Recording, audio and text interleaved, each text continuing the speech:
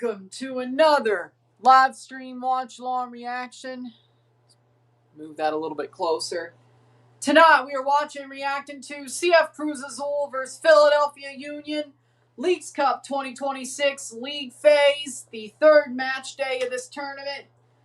And there is no off day tomorrow. There are games on Friday. Now, of course, the game we're covering is Canada versus Mexico in the U20 CONCACAF Championship.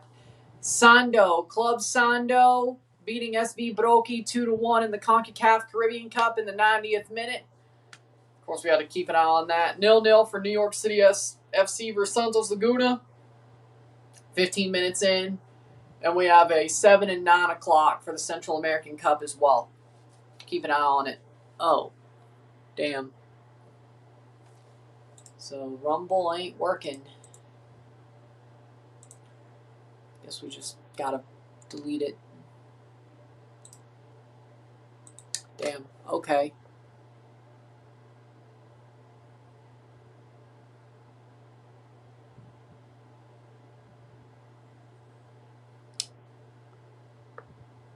It is what it is. Alright. These are fine. How we doing, Henry? It's been less than 24 hours. Dillon, but okay. I missed y'all too. So, no Cruz Azul Philly stream on Rumble. Damn it.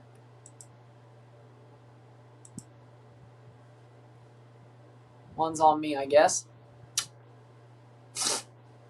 I could have sworn I put in the time. Whatever, it's fine. The next one will be live on Rumble. Either way,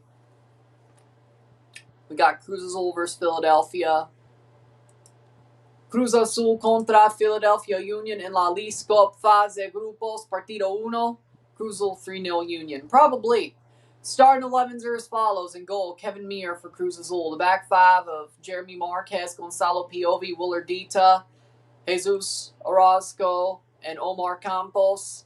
The midfield three of Jose Paradela, Eric Lira, and Augustin Palavecino. And the front two of Toro Fernandez and Charlie Rodriguez.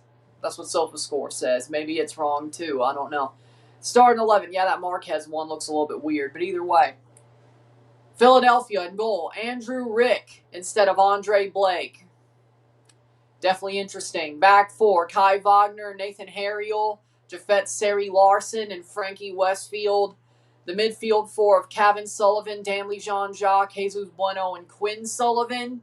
And the front two of Milan Olaski and Ezekiel Alado. Oh. Just starred. Okay. Yeah, they do. They do. And they have a new manager. They did fire Bradley Carnell before the World Cup. They did fire Bradley Carnell before the World Cup. Now they have Richter, their former player. And then, of course, it looks like Portland will still be playing tonight. So we will be live for the Portland-Puebla game. No, I have the streams on Twitch as well. It's just Rumble didn't work today, so I took this one, or at least this stream, so I took it off Rumble. But no, I also have my streams on Twitch. I just can't upload my videos to Twitch, so it's kind of like a half backup, sort of, I guess. Like, at least I could stream on there, but no. As I've told Sun before, no. How we doing, Sun? Speaking of you, no, I will not do kick. There's no reason for me to do that.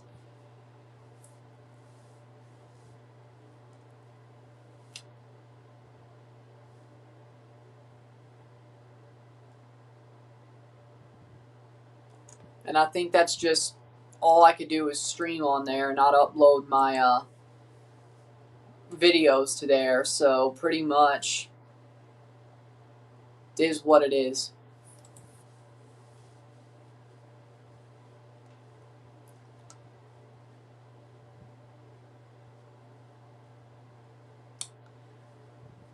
It's too early for me to talk about that. even the possibility of that. It's too early. It's too early in the day for me to talk about a possibility of that, or whatever the possibility of that is. Way too early. Way too early.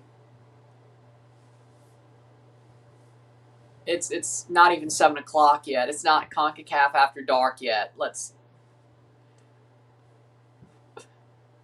Henry, leave the OF talk for. Leave that for the after dark. Leave that for CONCACAF after dark, please. We're about ready to go for this match.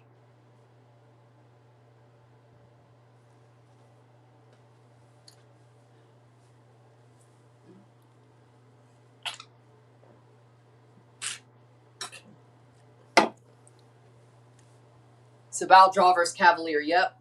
Saw that last night. Speaking of, last night's results we didn't talk about because we only had one match. Or let's just go over last night's results. Alianza of El Salvador beat Herediano 1-0. Olimpia beat Umesit 2-1. Saprissa beat Alianza Panama 2-1. Both Alianzas played yesterday, yes, in the Central American Cup. Orlando beat Monterrey 2-1. Miami beat San Luis 4-2. Dallas beat Querétaro 2-0. Leon beat Nashville 1-0. Toluca beat Seattle 3-0. LAFC won on penalties after a 1-1 draw against Chivas. Cruz Azul Philadelphia about to begin. Of course, Canada beat Jamaica 3-1. Mexico won 4-0, as you could tell, because the stream's ready to go for tomorrow. So it's going to be Canada versus Mexico. But a 4-0 win for Mexico, and then, of course, a 0-0 draw in the Caribbean Cup between Sabao and Cavalier. Today's results so far. 0-0 between NYCFC and Santos 20 minutes in. Full time between Sando and Brokey. Sando beats Brokey, which I think I called that 2-1.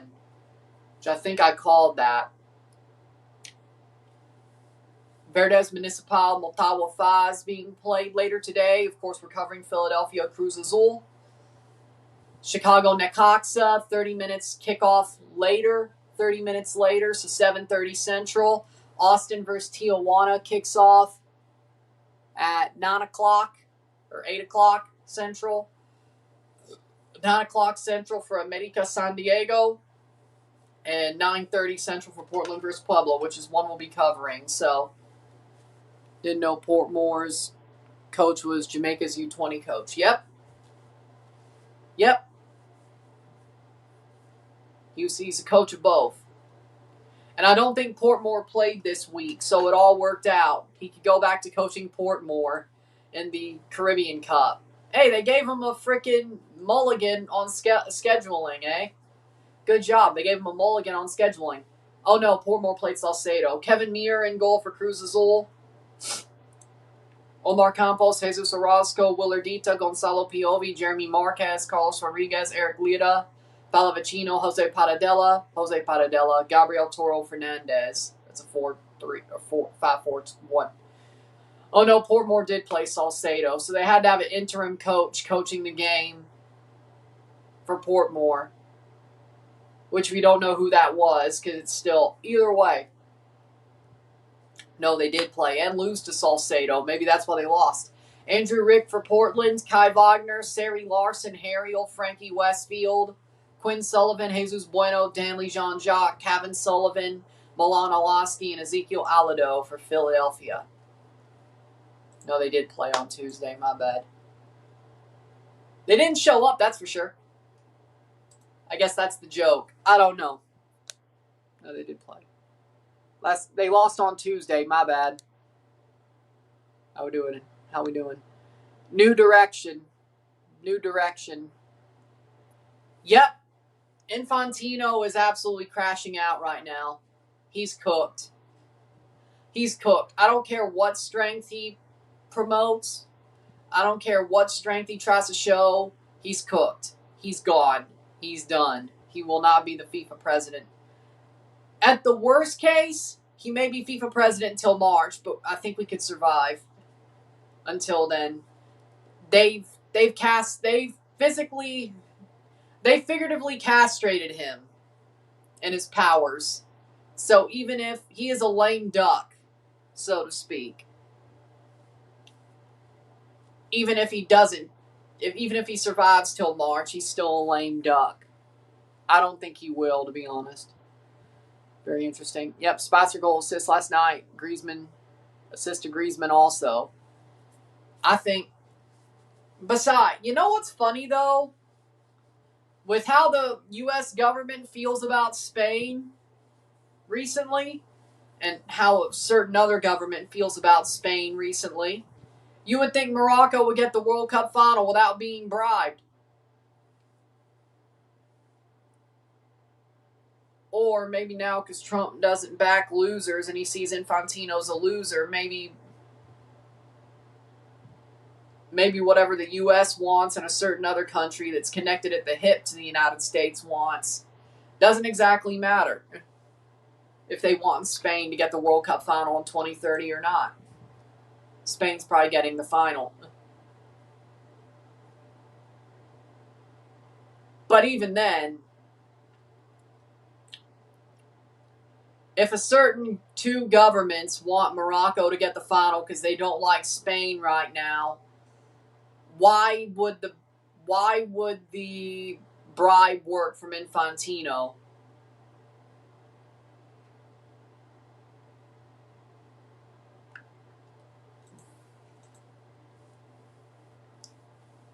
Either way.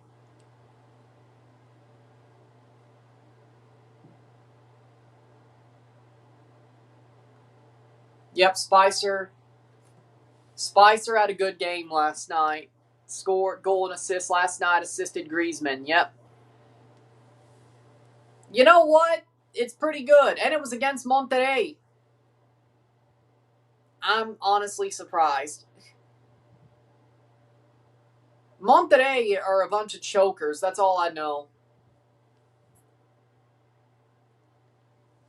Why are the games so empty? How are the prices, or did Americans already forget about football?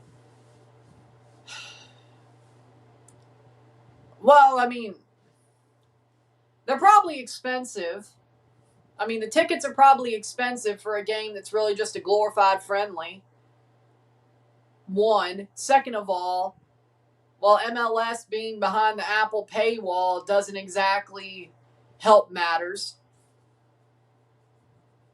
And it's not the Mexican fans who don't show up because, I mean, Mexican fans travel. So it's the American fans not showing up. Whether they are... See, this is why the Apple deal hurts.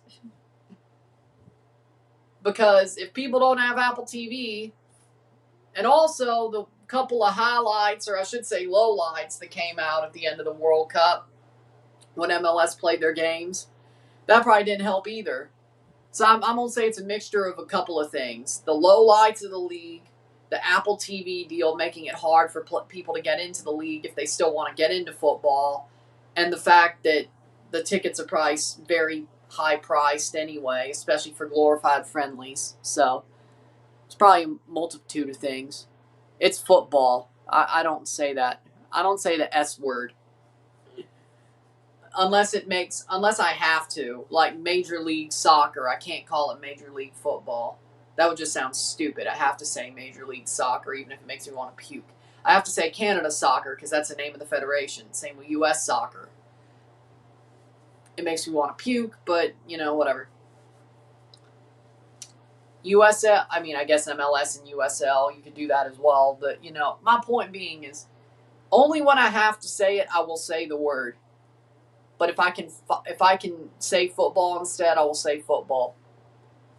Even if I'm not a Euro snob, it's probably one of the most Euro snobby things about me is calling the sport football. I like the word football better.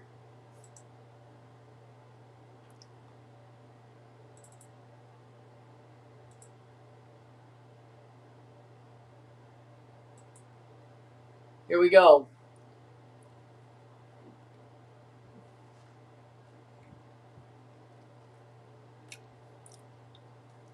%37.7% win probability for Cruz Azul, 37.0 for Philly. Okay, that's just 25.3 for a draw. No.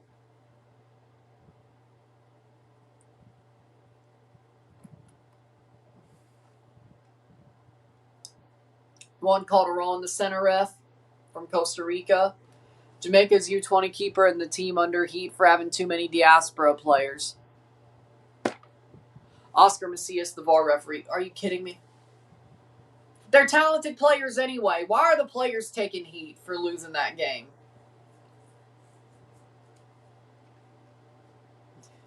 Now, you could say, well, they should have been able to finish. Okay. And Canada at least got 3 goals, but they didn't finish. They only finished once in 90 minutes. I ain't putting that one on the players. So you're telling... That makes no sense.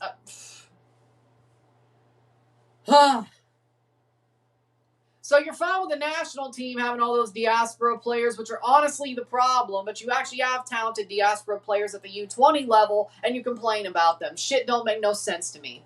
Oh my God. You know what? Yes, I understand being pissed at diaspora players on the main team because they seem to be the problem, besides the coaching and the federation. Yeah, the coaching still wasn't great for the U20s, but it actually seems like the U20s actually care about Jamaica. Like, I couldn't even really tell that they were diaspora players in the way of, like, yeah, they're talented, but they look like they don't give a shit. Like, I don't know, other diaspora players on the main team, they actually all looked like they cared. They just didn't win. Canada just dominated them last night, even if they couldn't finish. But the point is, let's not, if you're going to complain about the diaspora players, complain about the senior team ones. Nah, Cruz Azul. Philly's garbage anyway. I don't have a Cruz Azul shirt, but I have some with a blue circle and blue and red. This is basically my stand-in for Cruz Azul stuff at this point. It's a circular logo with a blue circle and red in the middle. There's no cross, but it also has a C in it. I mean, I do like the Cubs, but also Kevin Gausman just went there, by the way. Even though it is a Marcus Stroman jersey, but, you know, maybe I'll buy a Kevin Gausman Cubs jersey too. I don't know. Maybe. The cheapest Dominica versus San Diego tickets are $99 on the 3 level and up. That's crazy. And by the way, nobody likes the Trastros. Come on now. I'm glad. The only likable Astro during that era was Judge. Savior of the Blue Jays. And we're off. 0-0, settle. We've begun. I'm glad George is a Blue Jays. I mean, I have a soft spot for Cruz Azul. I'll admit that. I have a soft spot for Cruz Azul. I'll admit it. Playing forward. I'll admit it. I mean, they are, well,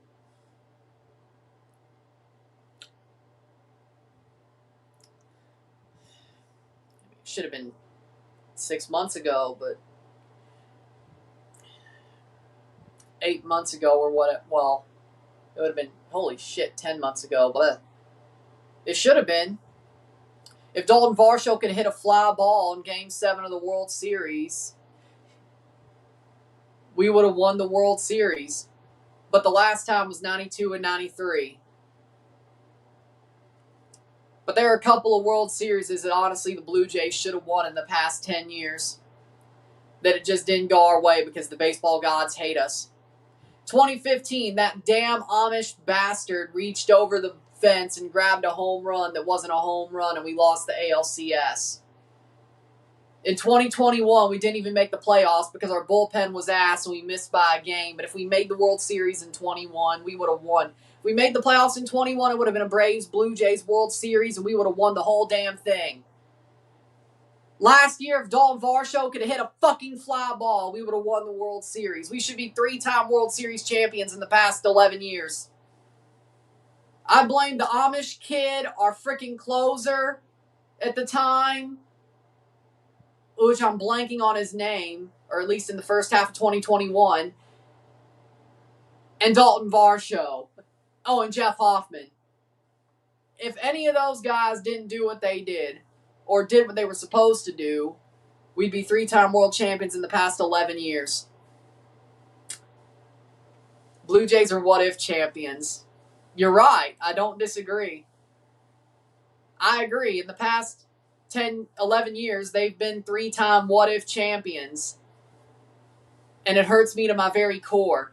And it hurts me to my very core. But hey, at least a team I like won the World Series in one of those years. The Braves. So at least one of those weren't a complete painful. I don't hate the Royals as much as I do the Dodgers, but I wanted the Mets to win because I always had a soft spot for the Mets anyway. And then after what the Royals did to the Blue Jays. Shot! Goal! Cruz Azul scores! 3 minutes in. What do you mean Philly doesn't suck? Jose Paradela scores! What a shot. What do you mean Philly doesn't suck? What do you mean Philly doesn't suck?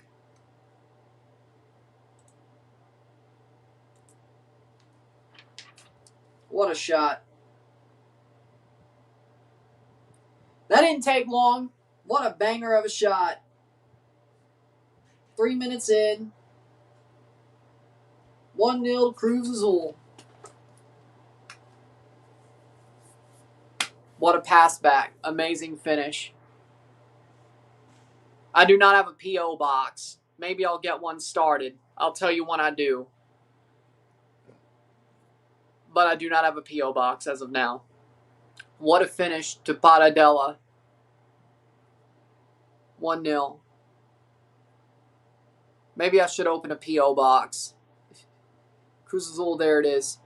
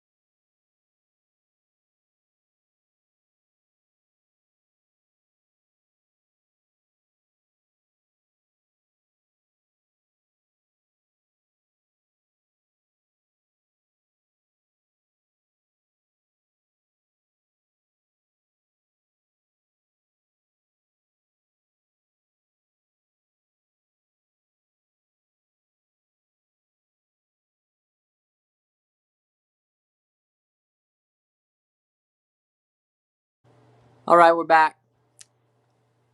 1-0. 1-0. Cruz Azul already all over Philly. Our first of 2 games today. We got the Portland game later as well, and that will have a review to it.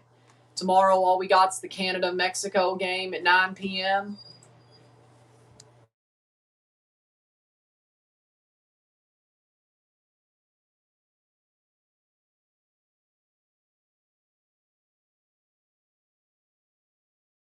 But 1-0. Cruz Azul leads already off their 3-minute goal. 3rd-minute goal. And people said Philly didn't suck. Plays down. Marquez gets fouled. Babueno. Free kick at midfield. Eric Lieto, who's still with Cruz Azul for now. He is still a Cruz Azul player as we speak. He wants a Europe move. He hasn't gotten it. Playing forward.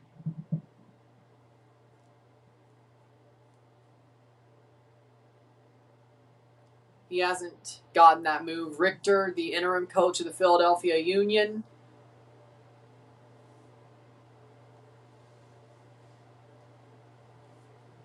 Interim coach of the Philadelphia Union. Ball crossed in and saved.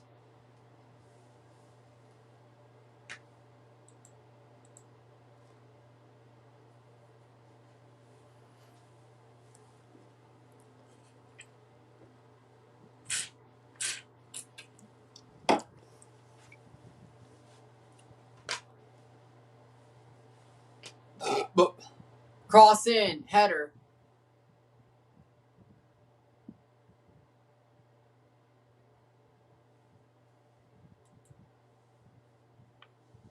Playing forward. Goes down in the box. Goal kick. Cruz Azul's all over Philly as we speak. And Philly's already...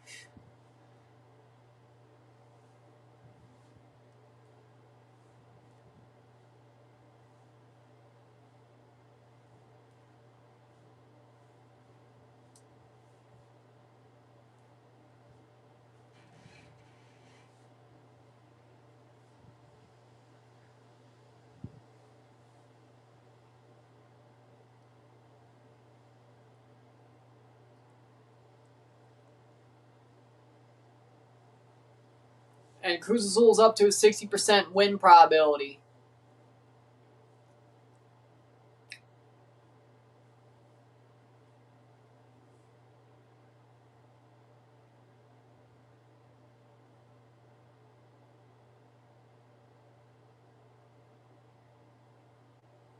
Over the top and a free kick for Philly. Oh, this game's getting chippy. Trying to find a 90s Cruz Azul kit, most memorable design.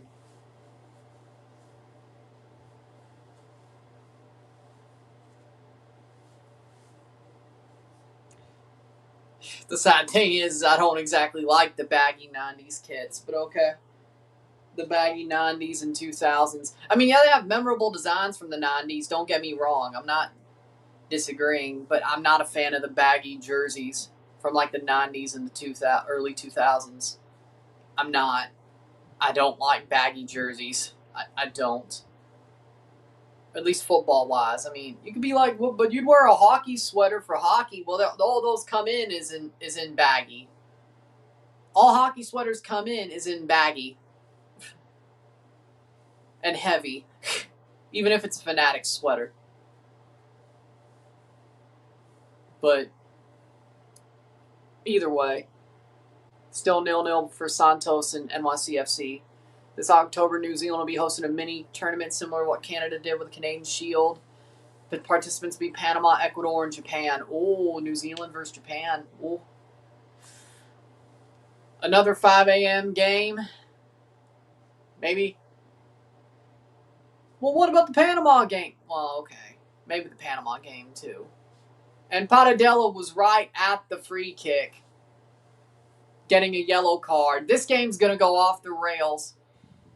Maybe I'll do the New Zealand-Japan and New Zealand-Panama games. Oh, well, either way, if I find a way to watch them, either way. Header cleared away.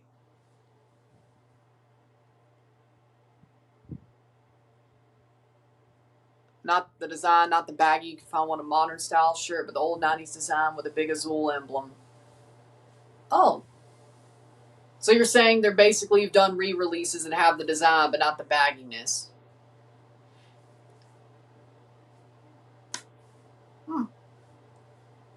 I mean, it would still look authentic. I guess.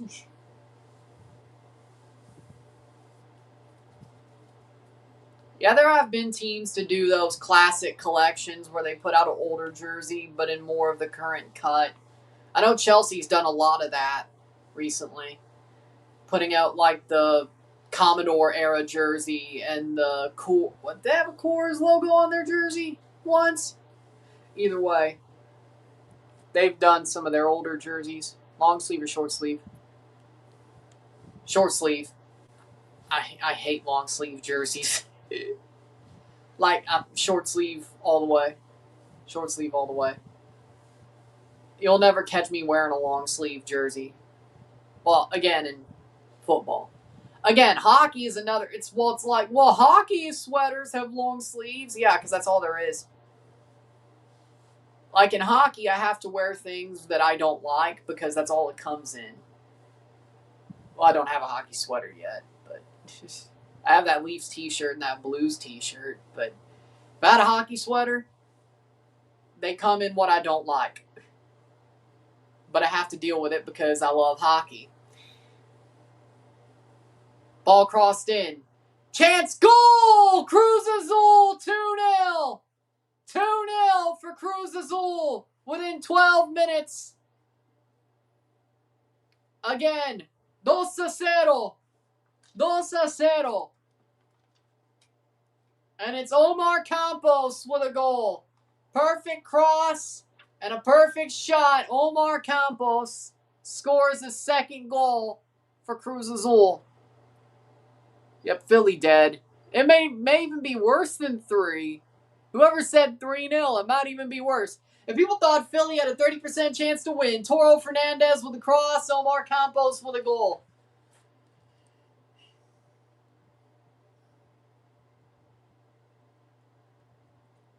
The team who got 7-0 last year by Seattle might just 7-0 Philly.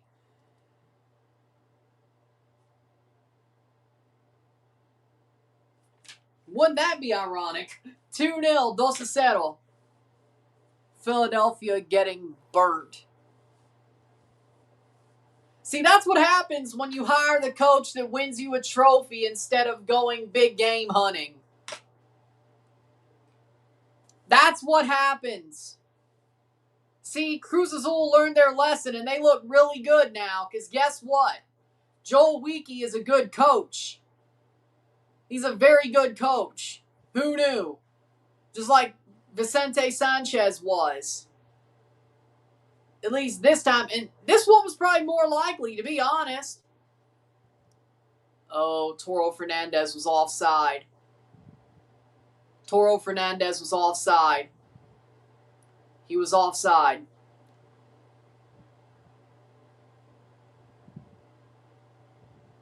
Toro Fernandez was...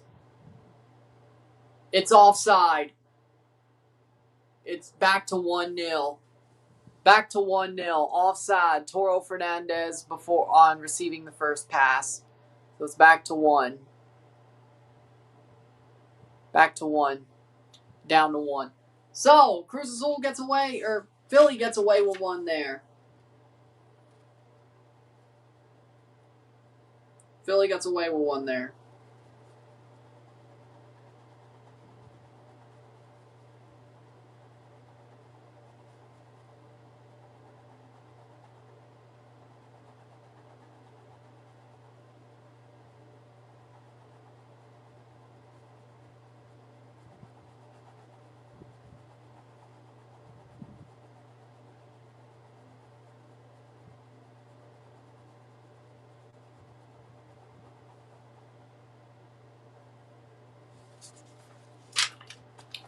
One 0. Philly is just awful. Take that. What is you? I just don't know what your problem is with Kevin Sullivan. What did he do? Like, why do you? That's harsh. Like, unless I know you know something I don't. That's harsh. Like, what did Kevin Sullivan? Philly have been better recently. They got the coach bounce. They played a tad better, but they're going to get spanked. Didn't they play like 3 shit teams in the past 3 games, though? Cruz Azul is not that. Cruz Azul is not that.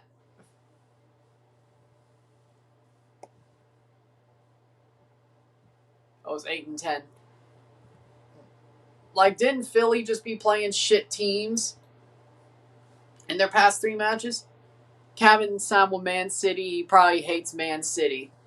Well, that's a possibility. 1-0.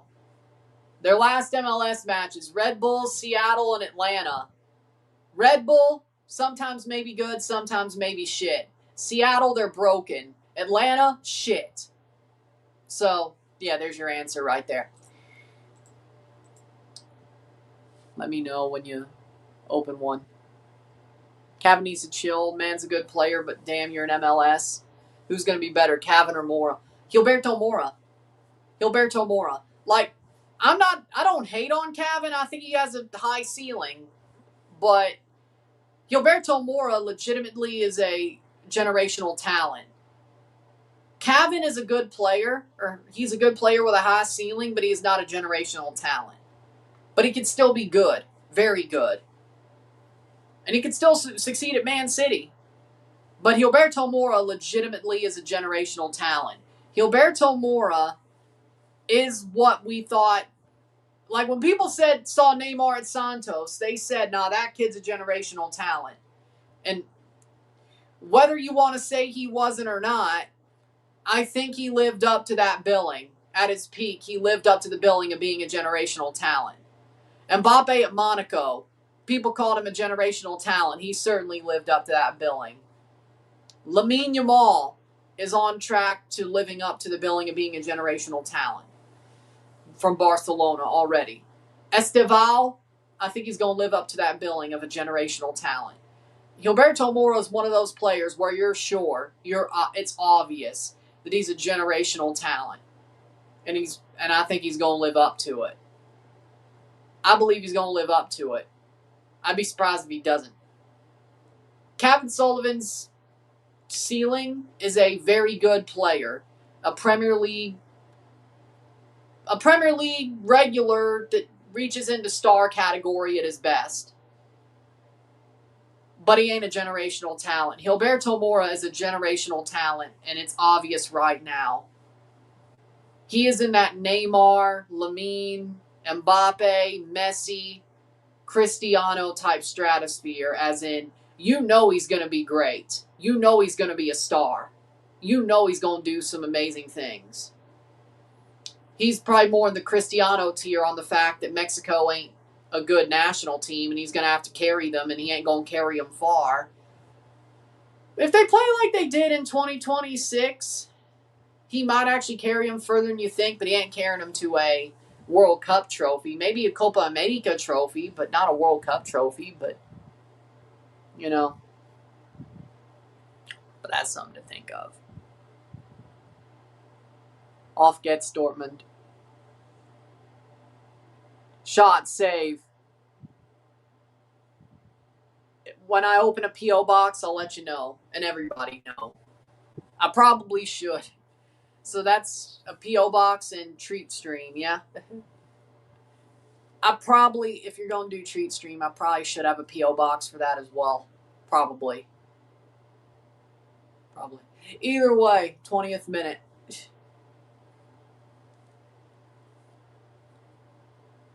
Philadelphia didn't qualify for last year's Leagues Cup, but they made the playoffs last year, and now they're garbage. Playing for Cruz Azul, over the top. Cross in, Palavecino, header backwards, and that'll be a free kick the other way. Either way, but I'll let you know. Mora at 17 was playing at a World Cup, was wild, and let's hope Mora goes to Dortmund. I love my Dortmund. Off gates, Dortmund. Yes. I don't think he's going to Dortmund. I think if he goes to Europe, it's going to be Madrid. Or it's going to be an actual big club, like a giant club. Like, okay, Dortmund's a big club, but are they a giant club? No.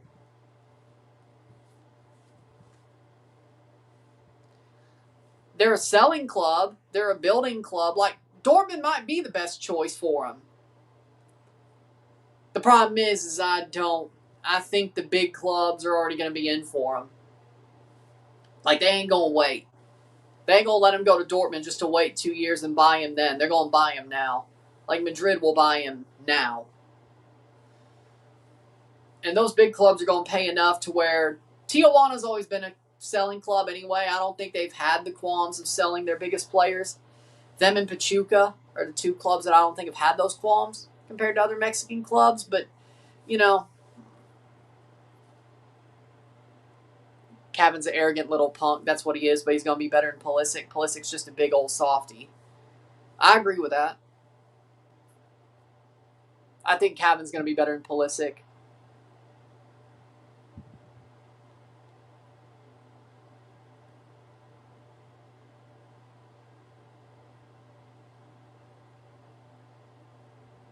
More to Dortmund to be top.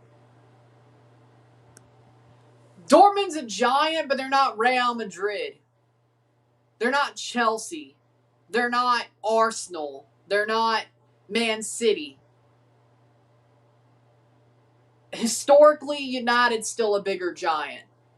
Like, Dortmund's not a Champions League contender. I know they made a final 2 years ago, but were they ever going to really beat Real Madrid? At least they didn't get as embarrassed as Inter did. They didn't.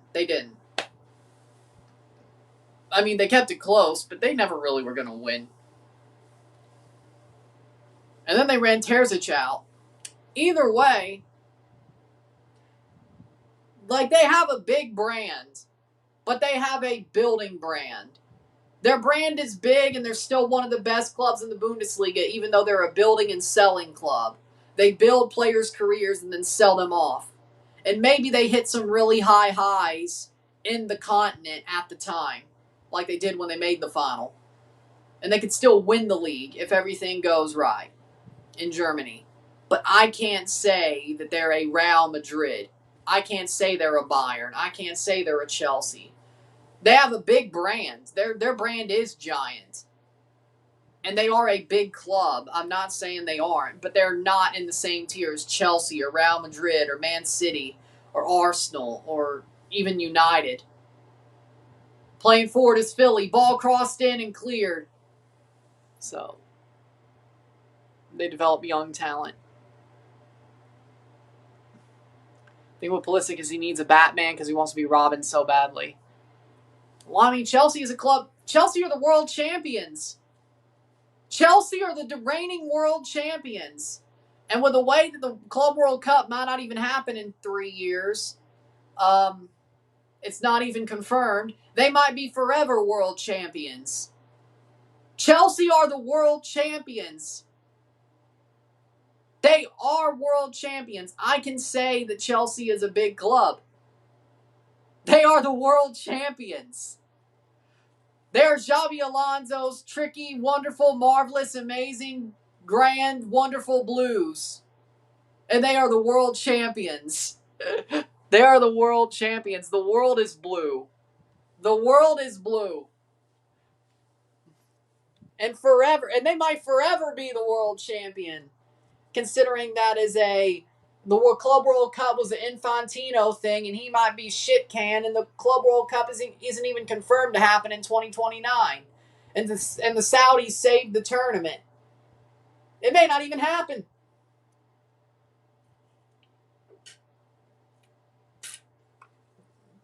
They might be forever world champions. How we doing, Risklander? Hey, yo. Hey, yo. Where's the toothpick?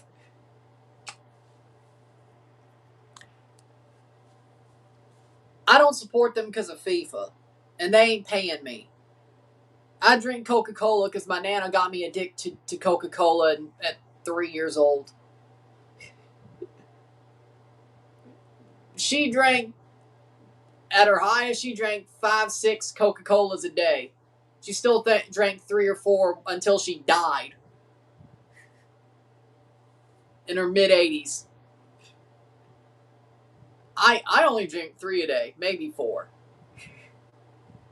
So I still drink less than she does. I don't think I've ever gotten... Either way, she lived to her mid-80s. If there's anybody to blame, it's my Nana. God rest her soul. She got me hooked on Coca-Cola at age 3. If anybody... And they don't pay me.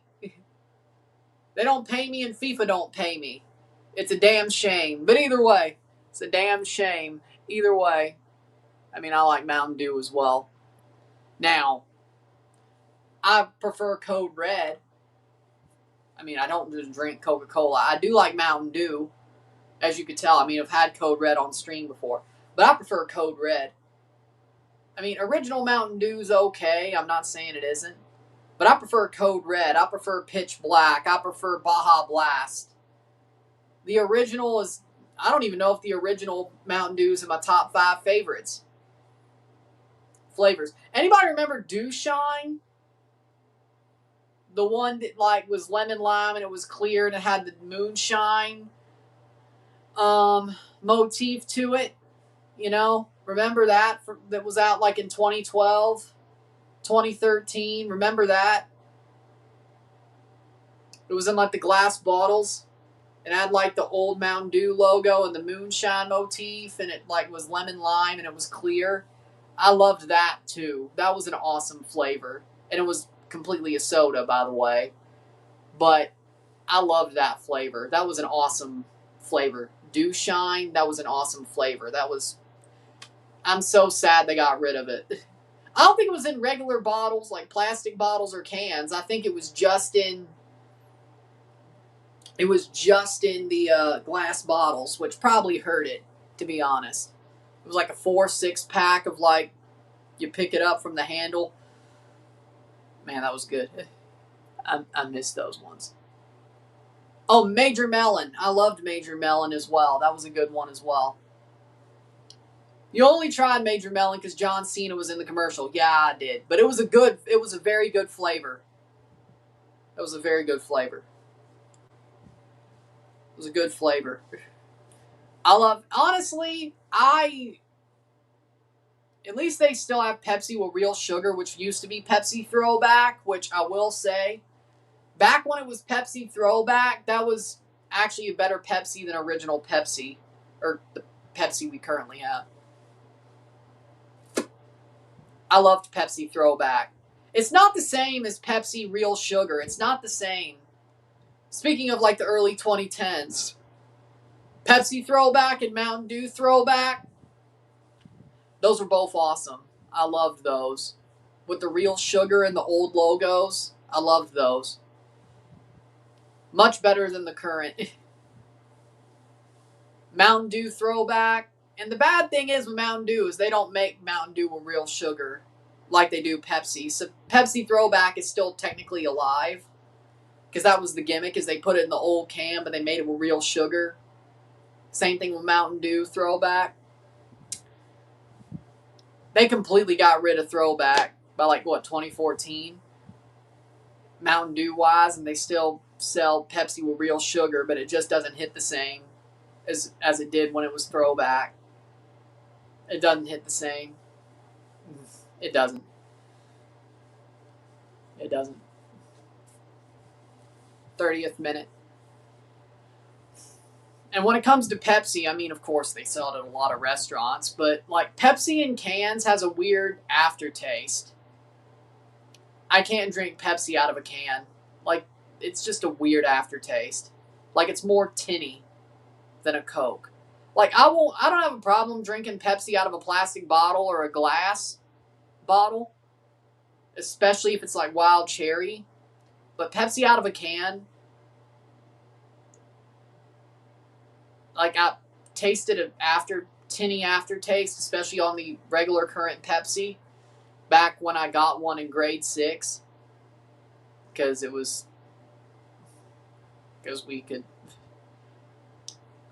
like, during our like reward store thing, we could buy glasses or cans of soda. I saved it for when I got home and put it in the fridge. Either way, I bought that can with our reward tickets in grade 6. I drank the can and there was like a tinny aftertaste. I'm like, what the hell? And then ever since that day, for like the past 14 years, yeah, 2012. Yeah. Past 14 years, I've just not been able to get rid. Like, whenever I do drink a Pepsi out of a can, ever since then, I just can't not taste the tinny aftertaste of a Pepsi can. Especially when it's, like, Pepsi Nitro wasn't bad, but I poured it out of the can because you have to. But even the aftertaste didn't connect to the Pepsi Nitro. It did. And I missed that too, by the way. I loved Pepsi Nitro, but they got rid of it. It was awesome. But either way, I mean, was it always probably going to be a fad? Yeah, but it sucks they got rid of it. Either way.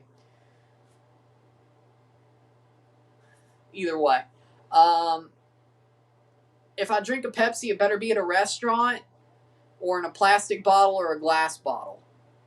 Because, I mean, I've here and there bought like Pepsi Wild Cherry in a plastic bottle on a road trip. because I want to have something different. Also, speaking of, I like Dr. Pepper.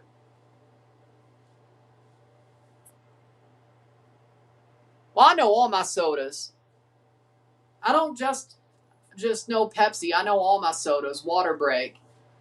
I mean, I prefer Coca-Cola the most, but I know all of Coca-Cola, plus the Fanta, plus everything under their brand. I know everything under Pepsi umbrella, and I know everything under Dr. Pepper's umbrella. I know everything. I know everything, whether I've tasted it or not. I know all my sodas. Now, if I got a soda tattoo, it'd be a Coca-Cola wave. It wouldn't be a Pepsi tattoo, but I know all my, and I'll drink anything. I just prefer drinking Coca-Cola because normally I drink cans because that's what's the cheapest. And well, okay, Mountain Dew cans. For some reason, speaking of Pepsi, like Mountain Dew cans don't have that aftertaste though, and they're made from PepsiCo brand. So I don't understand what it was or what it is that makes like current Pepsi formula have a tinny aftertaste in the can. I don't understand what it is because Mountain Dew doesn't have it. Trust me, I've tried to find it. Like when I drink a Code Red or I drink Baja Blast or Pitch Black or whatever. I've tried to find it. So it's not just, I don't know what it was. Maybe they sold us an old one. And maybe I've just had some sort of Mandela effect or whatever ever since that time in grade 6 where I had the can with a tinny aftertaste and I just feel like it's still there because I have a Mandela effect and it makes me want, I don't know. And it keeps me buying Coca-Cola cans instead of Pepsi cans. I don't know. Maybe any minus on Pepsi was always going to be something I held on to, even if it's not true or not real. And it was just that one thing, and then I kept it as a Mandela effect for ages. And I make myself act like it's there. Maybe that's what it is. I don't know. Oh, no, I know about Surge. They brought it back in like 2012 as well. Like when the 90s hype got the highest. I know about Surge. I never tried it, but I know about the brand. And I know they brought it back in 2012. What you know about Crystal Pepsi? What you know about Crystal Pepsi? By the way, I've tried Crystal Pepsi. Back when they brought it back in the early 2010s a couple of times, I drank it every time they brought it back. And I like it. I like Crystal Pepsi. The clear Pepsi that tasted like lemon lime as well, and it was lighter because it was clear. I liked Crystal Pepsi. I wish they bring it back, and if they did, I'd buy some more, and I'd enjoy it again. What you know about that? What you know about Crystal Pepsi?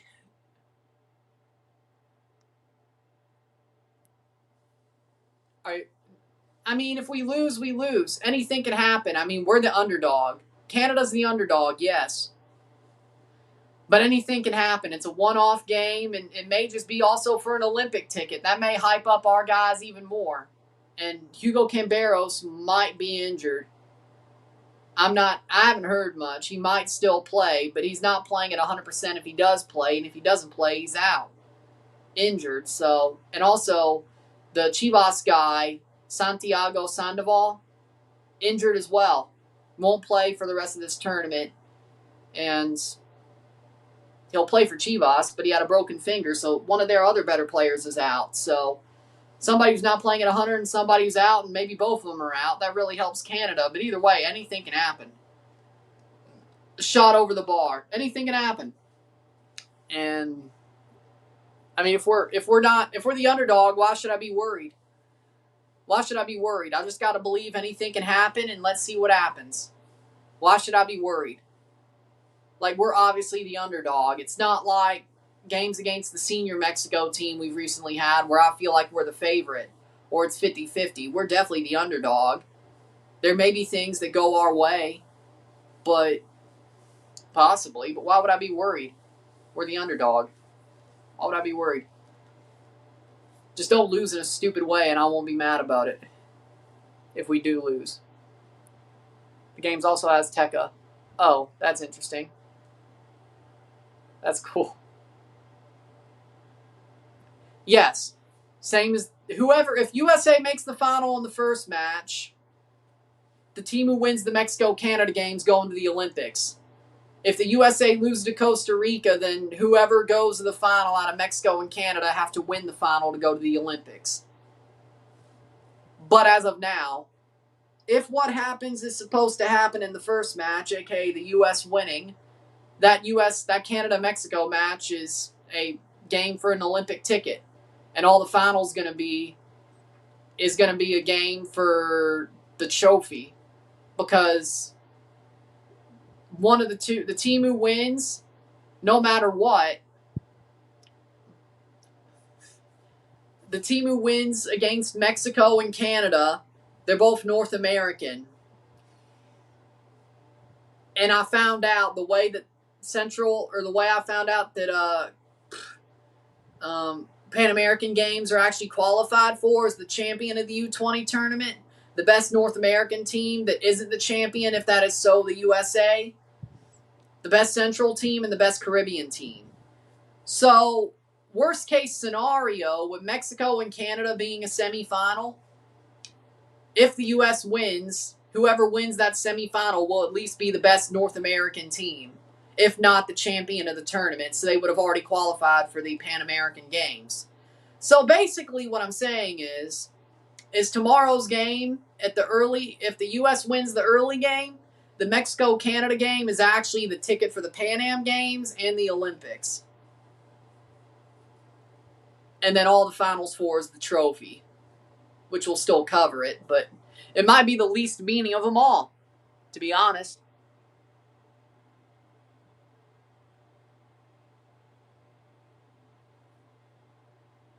So the final will mean nothing, pretty much, besides the trophy. If Mexico beats Canada, will be playing the Azteca again. The final's in the Azteca no matter what. Both semifinals and the final are in the Azteca, no matter what. So, dude, there was barely anybody at Estadio Cuauhtemoc for that game against Panama. That's all I'm saying. And that's a foul on Sari Larson. He gets brought down. It was very much emptier than I would have expected. I watched that game on my own time during a little bit when I was recording the game or the video for the Canada game, and then a little bit after. But either way, I watched it. That stadium was a lot less full than I would have expected it to be honest. So, I don't know. Will a U20 game be sold out at the Azteca? Especially a semifinal? Maybe the final. Yeah. I mean, I wouldn't be completely shocked about that.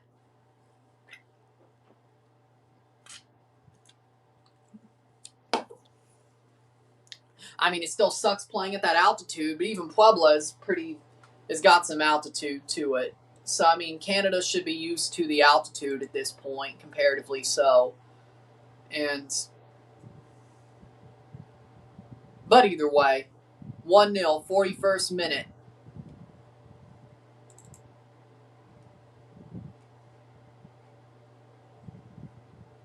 Playing forward, Cruz Azul. You know what, honestly?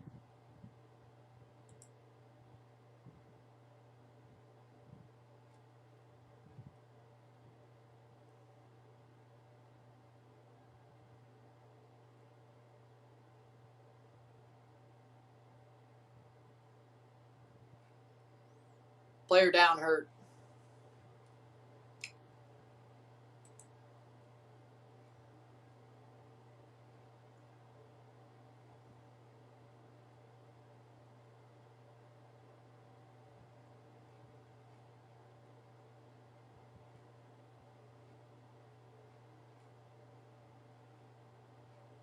Free kick for Philly.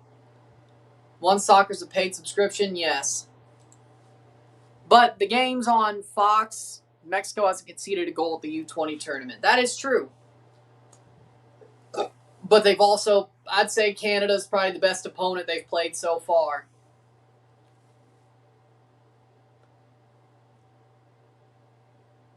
Preseason or not, yep. Panthers and Cardinals are playing right now. I hope the Panthers win. I hope the Panthers win. Playing forward.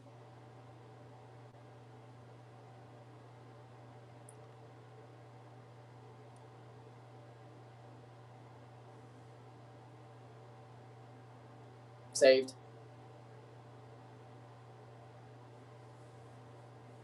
43rd minute. But Fox Sports also carries the CONCACAF game tomorrow. I think it's on FS1. I think the Canada game's on FS1. And either way.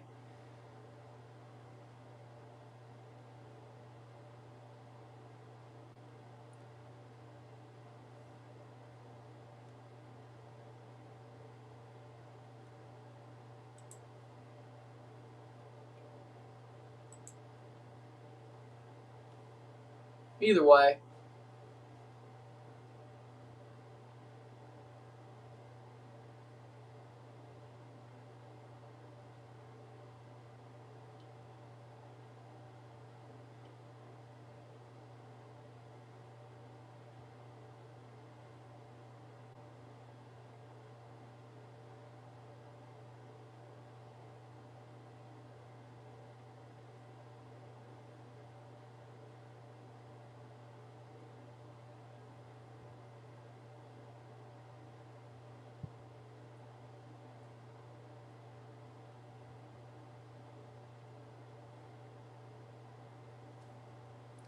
Playing forward, Cruz Azul got famous too fast, burned out real quick. 1-0 NYCFC.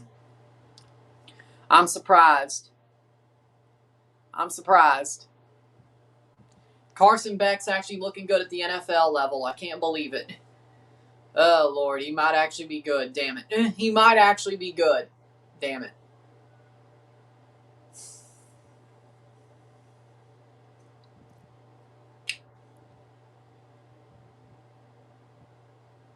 Playing forward.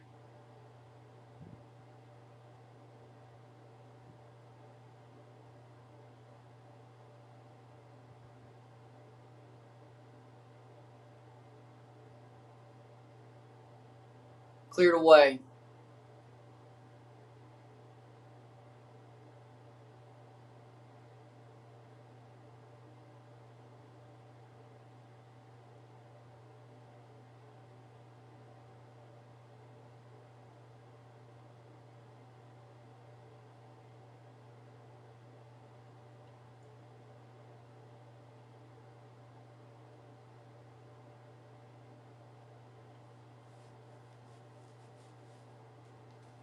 Playing forward.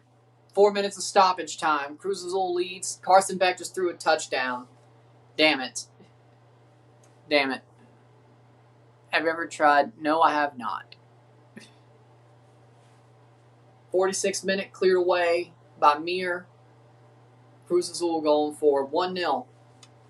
Shockingly, only 1-0. With the way this game started,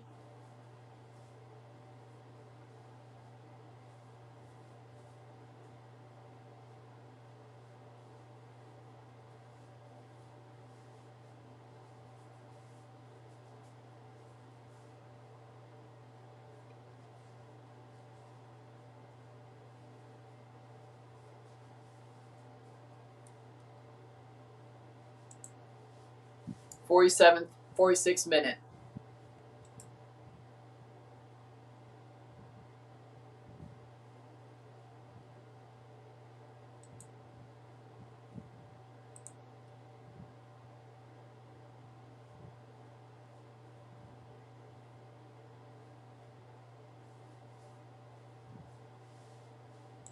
Playing forward. Top of the box. I'm surprised that this is still 1-0, to be honest. Like, I know they had an offside goal, but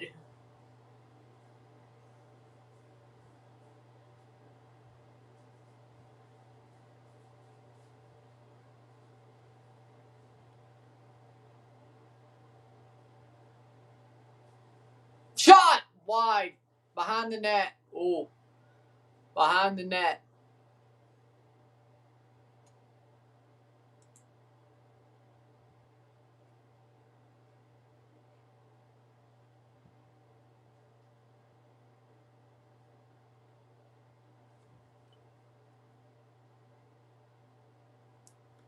.48th minute.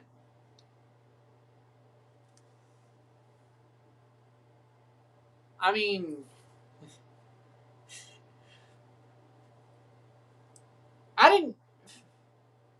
I like the classic creepy pastas. Sonic EXE, Squidward's self-deletion, Red Mist. I think there was a Klasky Chupo creepypasta with a splat. I think there was. 48th minute. But I didn't realize there were still creepypastas besides the classic ones. Things that probably shouldn't become creepypastas, but either way.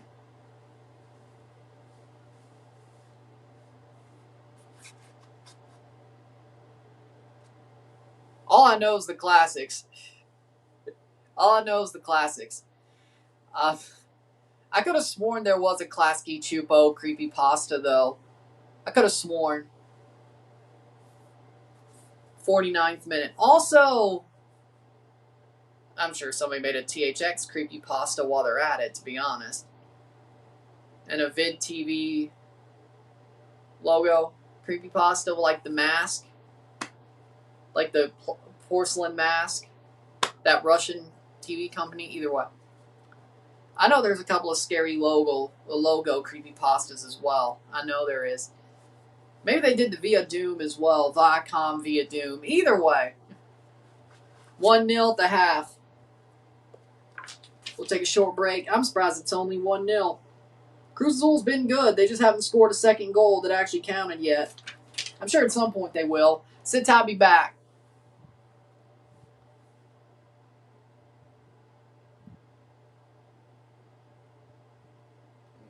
Look, how we doing, Elmini?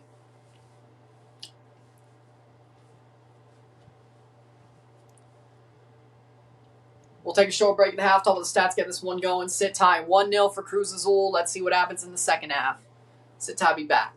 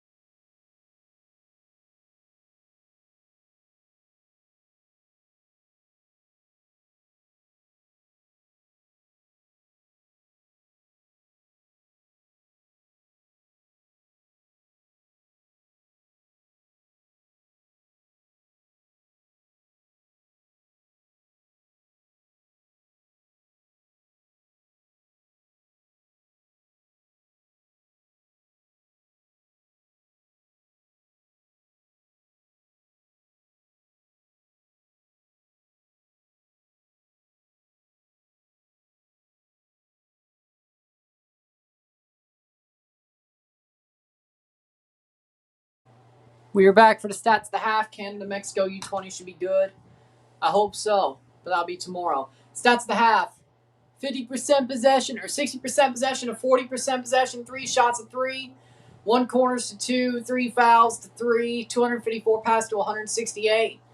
We got 3 free kicks to 3. We got 1 yellow card to 1. No red cards on either side. 3 shots of 3. 1 shot on goal to 0. We got 2 shots off goal to 2. Okay. We have 47% in duels, 52% in duels, 211 accurate pass to 114. That's somewhere in probably 80-some percent, 70, 75, 60, somewhere percent accurate passes. I'm not doing the math right now. 1-0 at the half. I think Cruz Azul's 1-0 medio tiempo. I think Cruz Azul's been the way better team. I think they've been the stronger side. I think they've been the tougher side. I think they've been the better side. They should be leading by much more. But in the end, just hasn't meant to be when it comes to it. Cruz Azul scored an offside goal as well in the first half. But that ended up going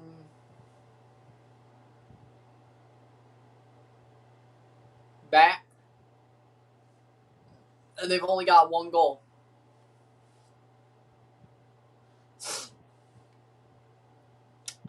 Definitely sad to see how this game's gone for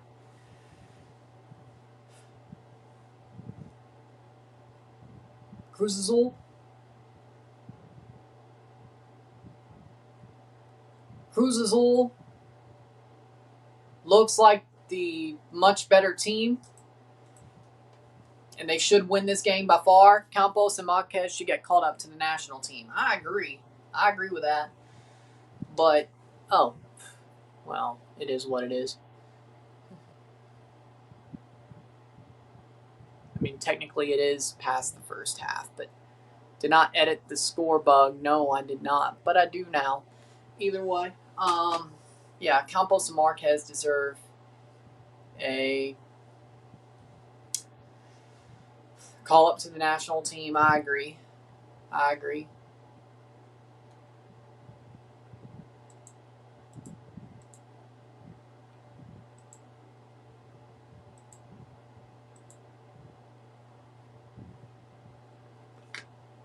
Second half, here we go.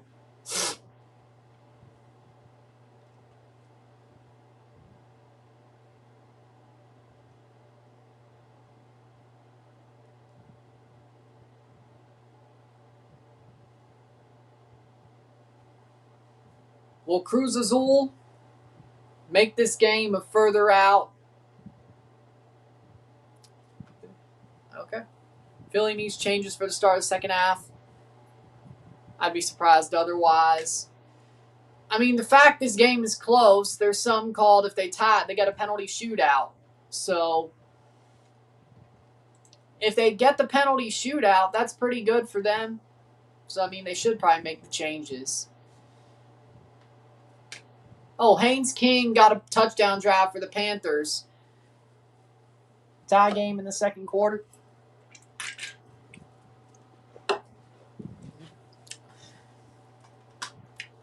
We'll see what happens in the second half. I feel like Marquez has been balling for a while Aguirre's definitely slept on him. Well, guess what now? The manager is Rafa Marquez. So, we'll see what happens there. But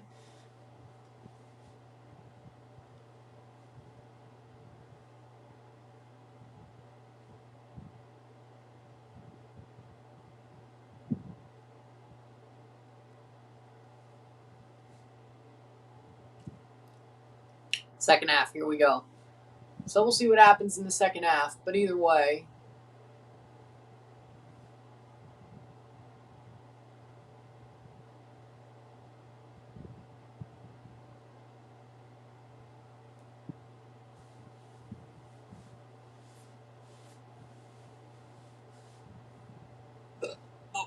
here we go. Second half, teams walking out. And we'll get going for the second half. And we'll be live for the Portland game later tonight.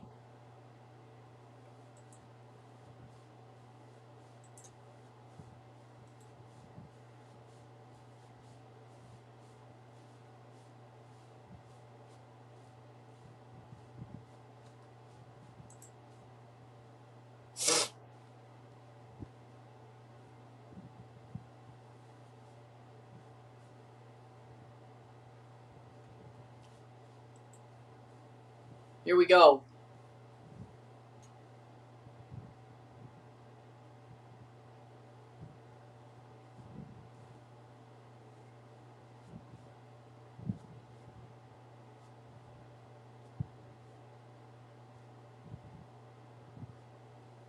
Philly to kick off. Here we go. 1-0 Chicago. It is 1-0 Chicago. Yes, Austin Tijuana just kicked off, and we're off in the second half. Philly kicks off, and we're underway. Chicago's goal came from Jonathan Dean. That's a letdown. Either way, 2-0 for New York City FC with 10 minutes to go. Tavon Gray scored, and Cavallo scored. Tavon Gray and Cavallo to make it 2-0 against Santos Laguna. I'm not surprised. 45th minute, Verdes Municipal is 0-0 through 12 minutes. 0-0 for Austin Tijuana through 8. Of course, we just started the second half here. There's 2 more matches and 1 over there. All right.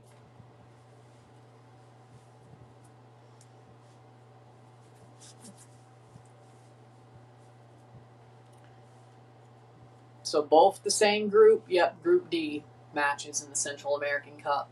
46 minutes. So Chicago leads Philadelphia down to Cruz Azul. NYCFC leads a tie in Austin Tijuana. Of course, that just started. Oh, Matt Freese got hurt. Says SofaScore. Either way, 1-0.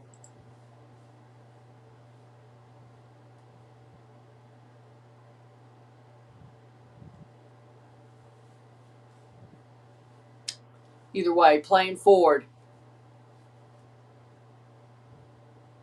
It's out for a throw. Mir puts it out for a throw.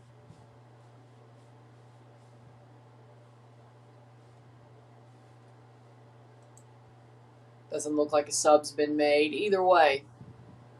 Oh no.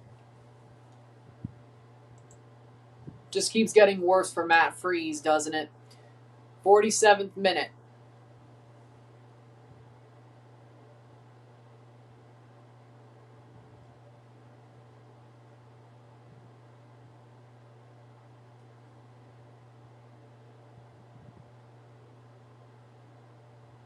Goal kick.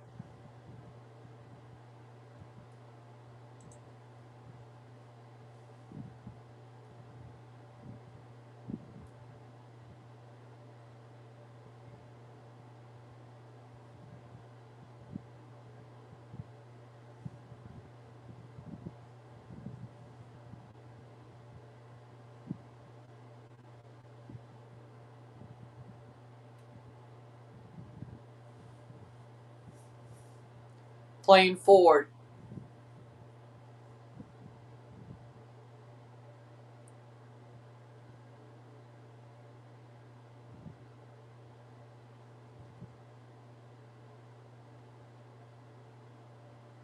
'48th minute, Cruz Azul. Pushing forward 1-0, 1-0. Right now they'll win the game.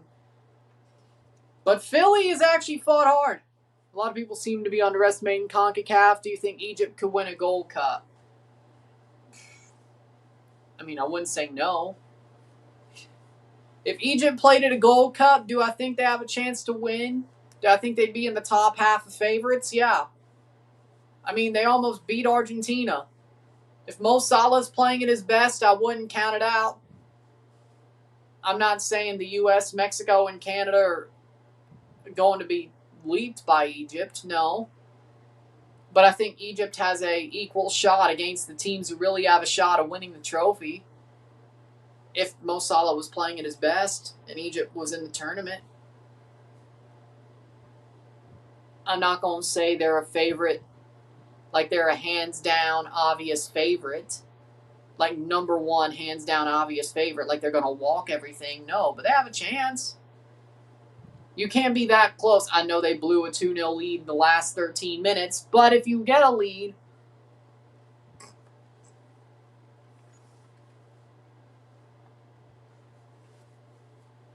if you dominate Argentina for 78 minutes, 77 minutes of a football match, you're a good team. You're a very good team. So, I mean, I'm not saying no. If I'm being real, not outside of Europe, not many teams can win a Gold Cup. Maybe Morocco, Japan, Senegal, maybe. Fair enough, but I think Egypt definitely would have a chance.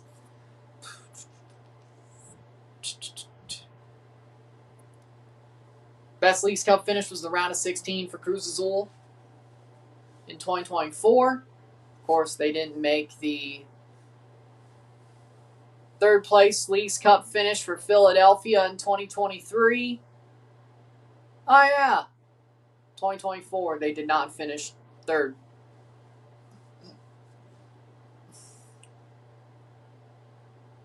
They were in the third place match, but lost to Colorado, yeah. In 24, yeah, I remember that. There we go.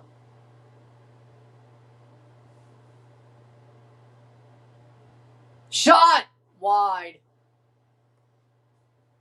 We still didn't lose, though, so that's all that matters to me. And I haven't. You have, but I haven't. I've been here. So.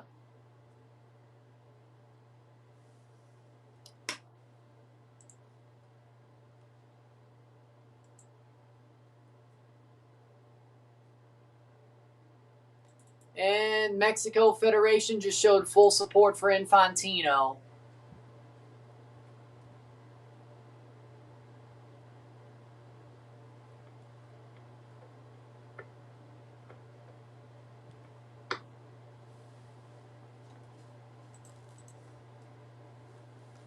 One 0.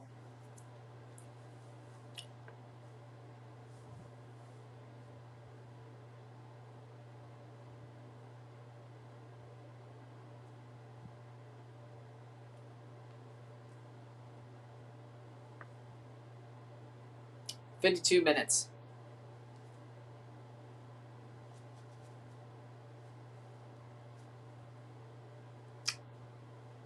One 0. No AFC team and no CAF team besides Japan and Morocco wins the Gold Cup. Huh.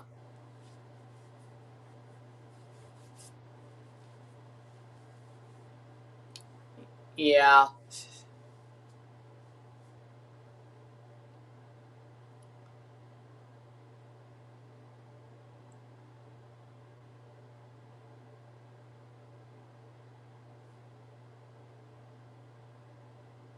Playing forward. But look where Robert Kraft's money goes. That's all I'm going to say. Look at where Robert Kraft's money goes and look at where Dor Turgeman plays. Even if nothing was said, Montreal is going to get treated like something was said. Look at where Robert Kraft's money goes. And look at where Dor Turgeman plays. And who owns that team. So I don't know what to say. I mean, I think you're right, son, but either way. Whether there was something said or not,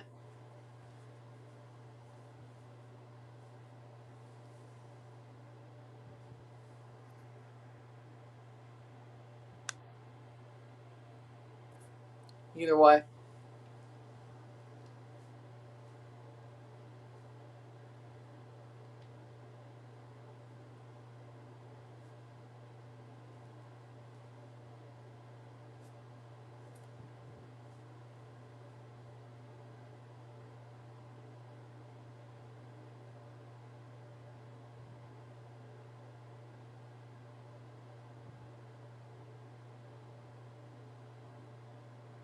Over the top, header.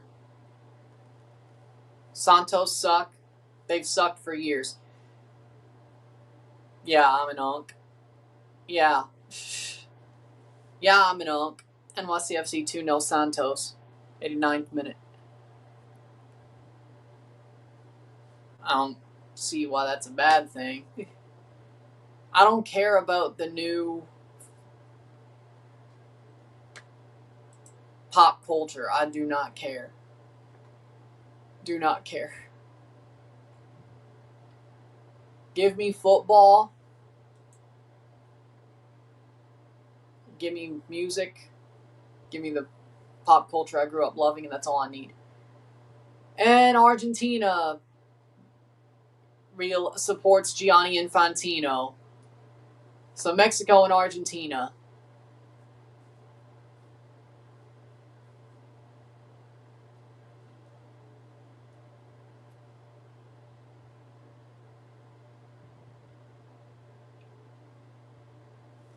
All the CONMEBOL nations will write letters to support Infantino and vote for him.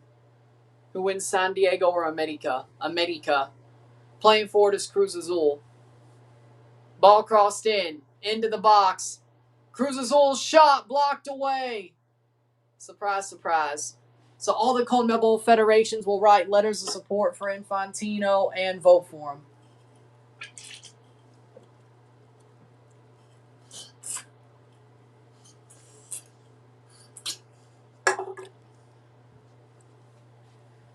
And Mexico will vote for Infantino as well. Mexico supports Infantino. They wrote a letter of support for him. So that is -1 out of CONCACAF against Infantino.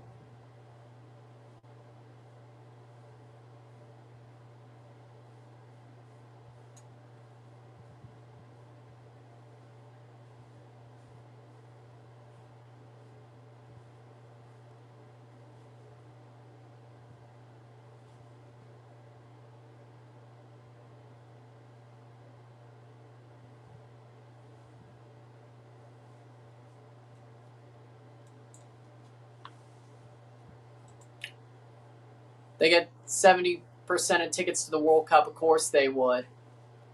1-0. Free kick. Are we not getting rid of Infantino then?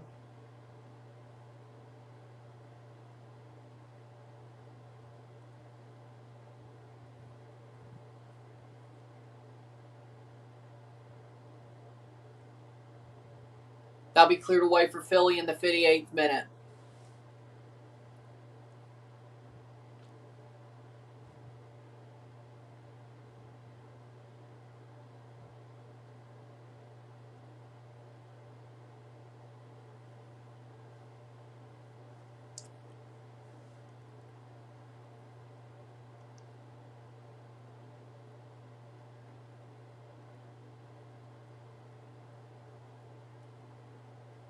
Shot save by Mir.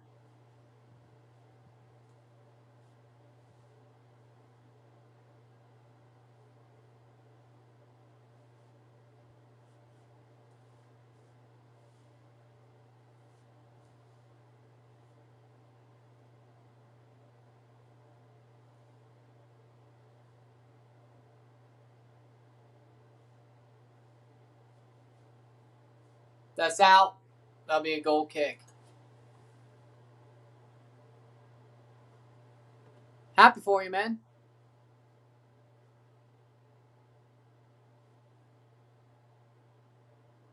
I'm glad. I'm glad to hear that for you. I'm glad to hear that. Okay. I still think y'all should beat Puebla, though. I think 1-0 Austin. I think Portland should still beat Puebla, even with rotation. Puebla's not a good club. I think Portland should win. And I want them to, but I think they should.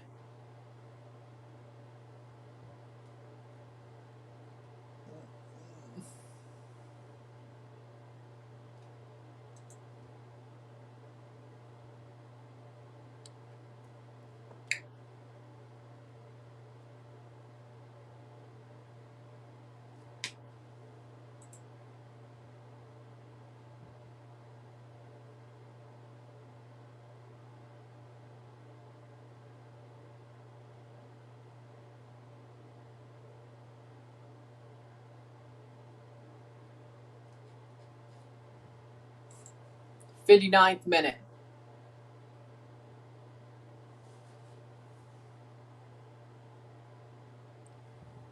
From what I'm hearing, the people close to you were right.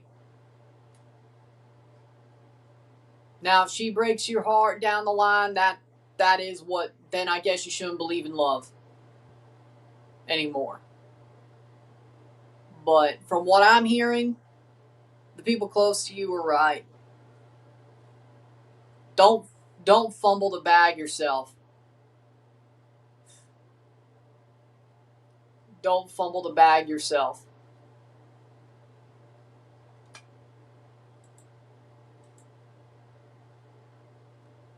Protect this one.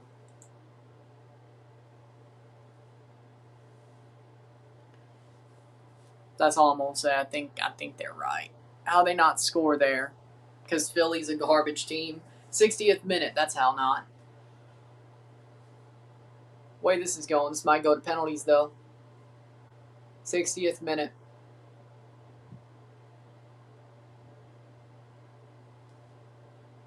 Plus on the whole Infantino situation. I'm very disappointed in Mexico supporting him. I'm very disappointed in Argentina and all CONMEBOL supporting him. It sucks. I hate to see it.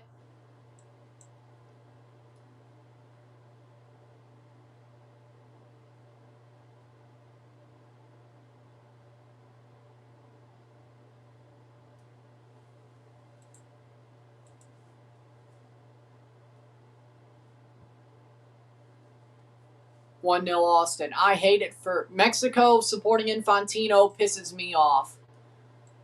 Argentina and Paraguay and all of CONMEBOL supporting Infantino pisses me off. And Municipal has scored against Verdez. It's 1-0 for Municipal over Verdez. Didn't go to the NYCFC games. You need to go Bible study tonight, heading home. Well, NYCFC is winning. They've won 2-0. Well, they're about to win 2-0. Header. In worst case, 2-1. But Santos Laguna's garbage. Municipal 1-0 over Verdez, 30 minutes in. Not surprised.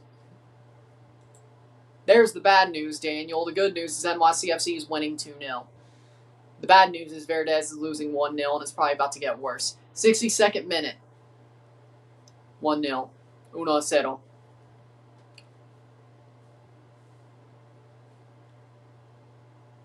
Argentina supporting Infantino really shouldn't surprise you because Infantino was rigging the World Cup for Argentina and Messi.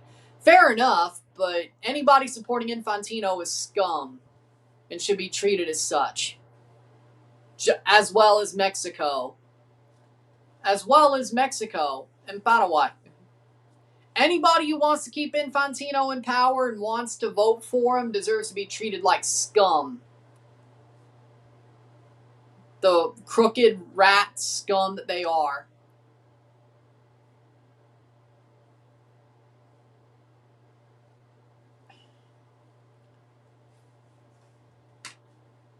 Doesn't surprise me that the FMF also supports Infantino. Poor Santos in the 2010s were competitive, now they're just sad. Yep, I remember a Santos that beat the ever-loving shit out of Toronto FC. 6-1.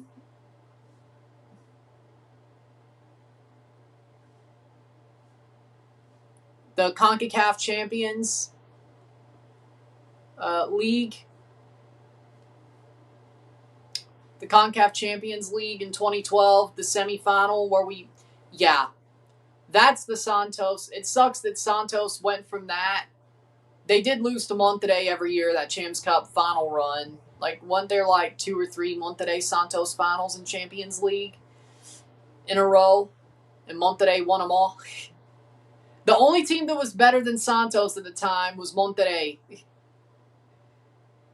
When they met Monterrey, they folded like a cheap suit, but they beat the shit out of everybody else. It's sad where they went from there. I don't think that's going to happen because it seems to me like the U.S. and Canada are against Infantino, but the second part is that I think one of the guys that's going to be the biggest candidate to oust Infantino is Victor Montagliani. Guess what? He's Canadian. Ibanez and Luca Romero coming on for Cruz Azul. I don't think Canada's going to support Infantino. They're going to support Montagliani. But if they did support Infantino after all this, I would say they're pieces of shit too. And I would call them out for what they are. And I wouldn't stop calling them out for what they are. That would, and I need to hear from Jesse if he disagrees. Or if this is the Kevin Blue thing. But either way,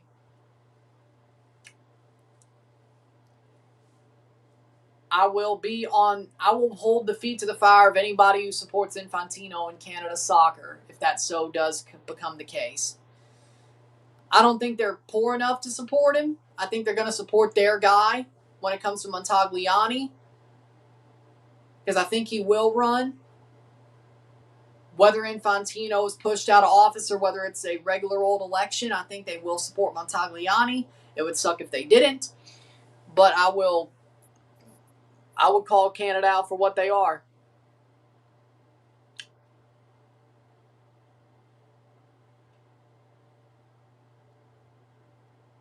Good.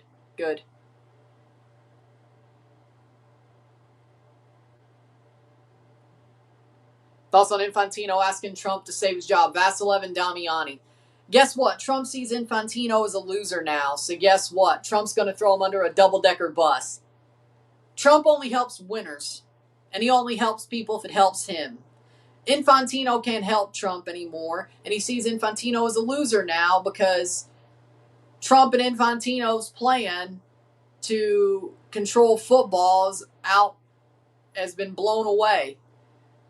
Because the Kushners were one of the big firms trying to get the money into FIFA. And it was Josh Kushner, but guess who his brother is? Jared. Who's Jared married to? Ivanka. Who's Ivanka's daddy? Right. And Trump's going to blame Infantino and make him take the blame for failing here.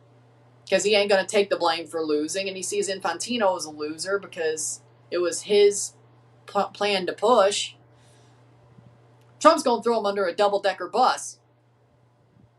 That's what Trump does. If you can't help him or he sees you as a loser, he will throw you under a double-decker bus and let you get ran over 5 times in a row. That's what he does. And normally when you start helping him, that puts you in a position to get ran over by the double-decker bus because for some reason it never positively affects anybody who helps him. It never does. So they're about to get ran over by a double-decker bus.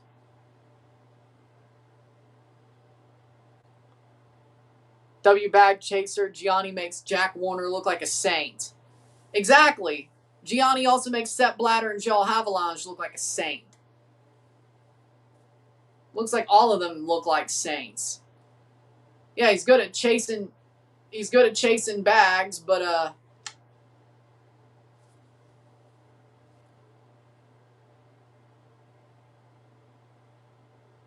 Philadelphia jerseys are horrible. I like their jerseys.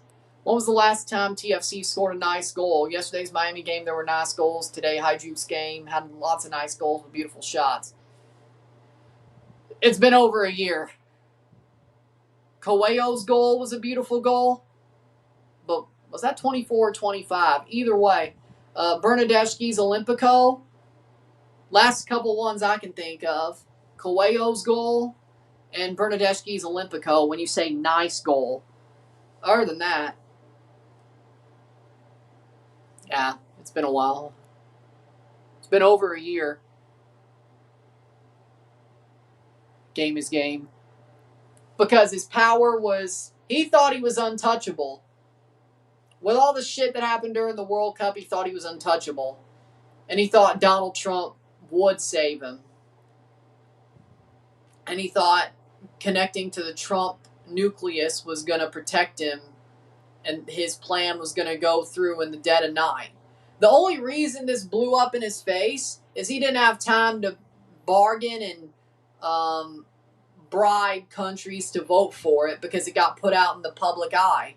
Thanks to Martin Ziegler at the London Times. So, hey, journalism put this into the light and everybody lost their minds. Because only way he could get this through was by bribing countries. And there will be enough countries for him to bribe had nobody found out about this until it was too late. The fact that somebody got a hold of this idea before he could really bribe anybody to put it in place burnt him. And he's been doing all this. Well, that's fake news. It's to help the growth of football across all the countries. It's a donation. It's you need this money. We didn't do this to sell the game of football. We did this to grow the game of football.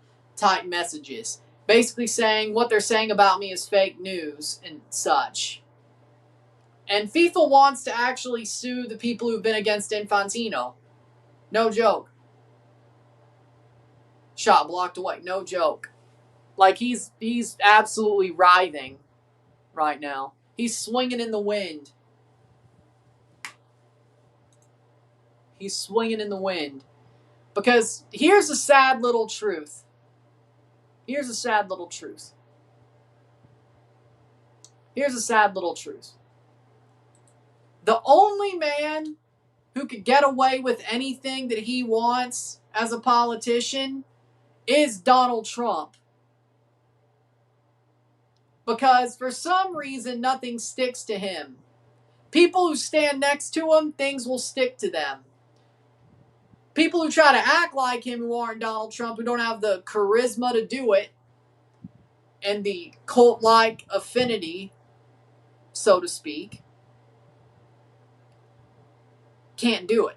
Infantino does not have that riz, so to speak, to do what Donald Trump does and get away with all the shit that he's pulled. Whether right or wrong in the end, water break. Overall, yes, there are wrong things. Yes, there are things that are objectively he did that are objectively good, like prison reform. But either way, whether it was first or second term, either way, whether right or wrong, Donald Trump has the ability to get away with everything because he has the charisma to get away with anything. Infantino does not have that. Trump's toadies do not have that. Former presidents do not have the charisma to do that. Hell, even Bill Clinton didn't have the charisma to get away with everything he did. He might have been the closest. Bill Clinton might have been the closest. Let's be real. Bill Clinton had a lot of charisma. You know, night court with a freaking saxophone. Like, Bill Clinton had a lot of charisma. I'll give him that. But he couldn't even get away with all the shit that he did. Which, honestly, either way. Basically, my point is this. Donald Trump, people around Donald Trump think they have the same ability to get away with all the shit that they pull because Donald can. But the thing is, whether you think that's a positive or not, Donald Trump can do whatever the fuck he wants because he knows how to get away with it. He has some sort of Teflon around him. John Gotti. Teflon Don. Whether he deserves it or not. Hegseth doesn't have that. Rubio doesn't have that. Infantino doesn't have that.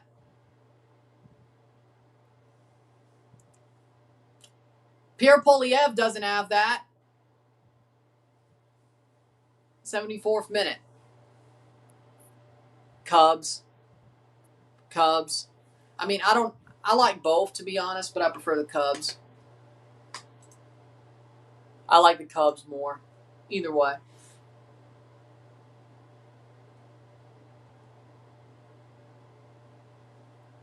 You could say what you want about it, but either way. Look. Basically, Infantino thought he could do like Donald Trump. Do whatever the hell he wants and get away with it. Nope, you can't. Philadelphia Union getting packed up. They should be getting packed up, but they're not. Second half has begun 17-17 for the Carolina-Arizona game. 1 touchdown each. So either way, you know.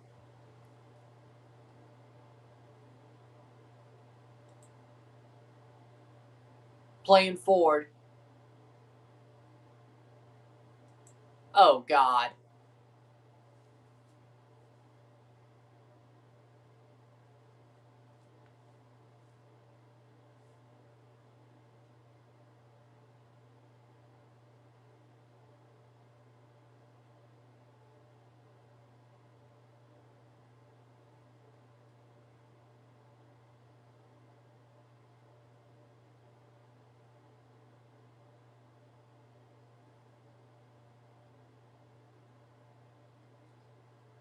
'75th minute.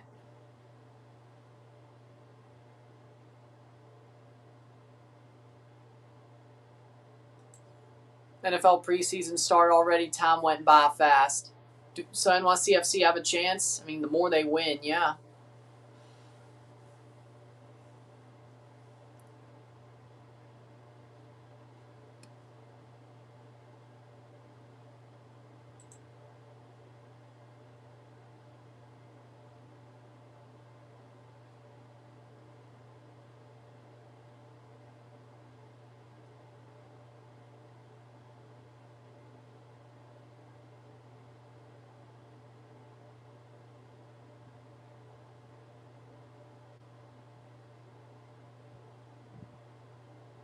Playing forward.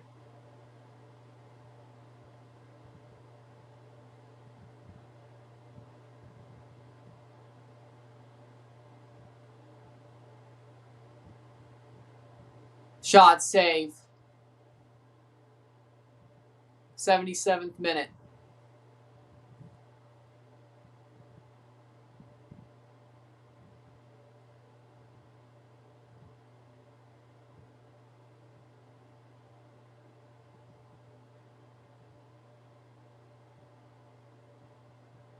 Shot saved by Rick. Still.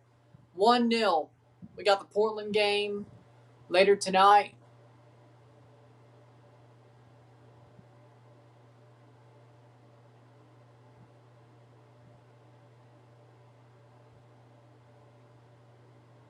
Playing forward back to the goalie.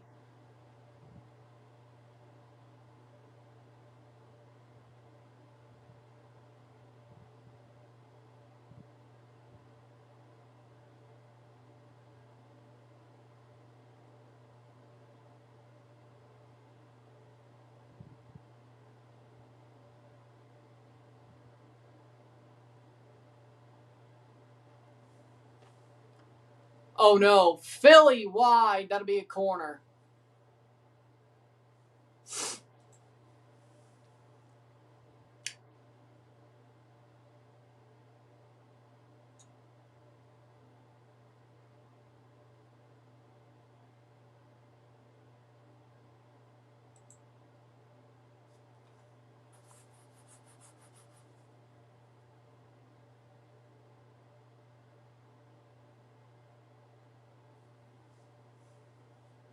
'77th minute.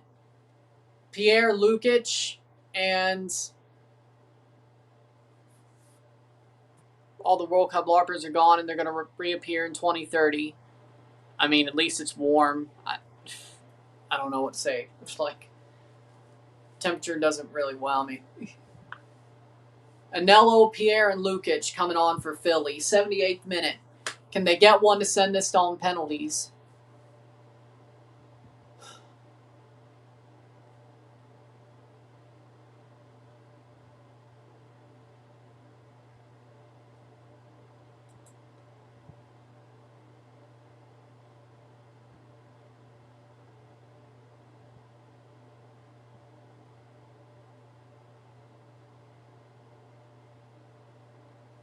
Cross in, header.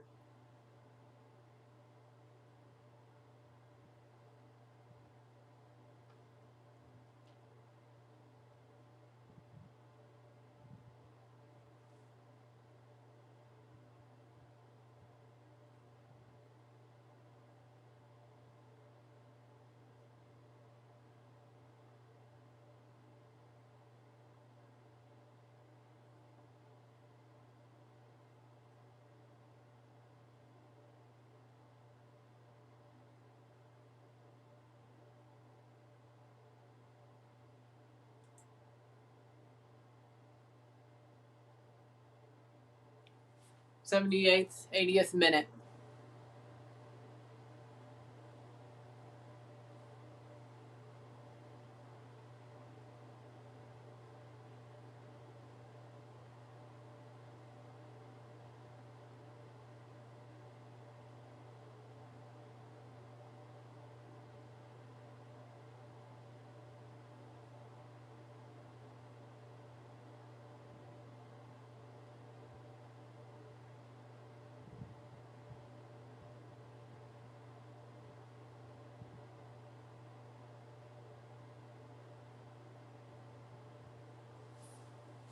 '80th minute.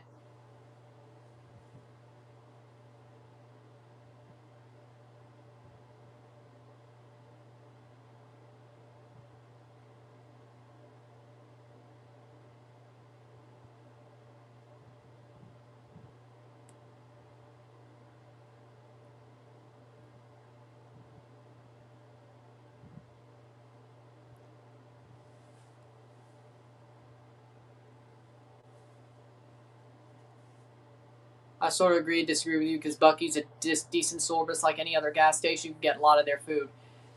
Yeah, but sensory issues piss me off. People not knowing how to walk pisses me off. And I could get the same shit besides, I don't even want the brisket, to be honest. I get the same shit at a Love's truck stop. People actually know how to walk in one of those things. So, do that what you will. Buc-ee's is overrated to you. Other places in other states. It's more because people don't have any common sense.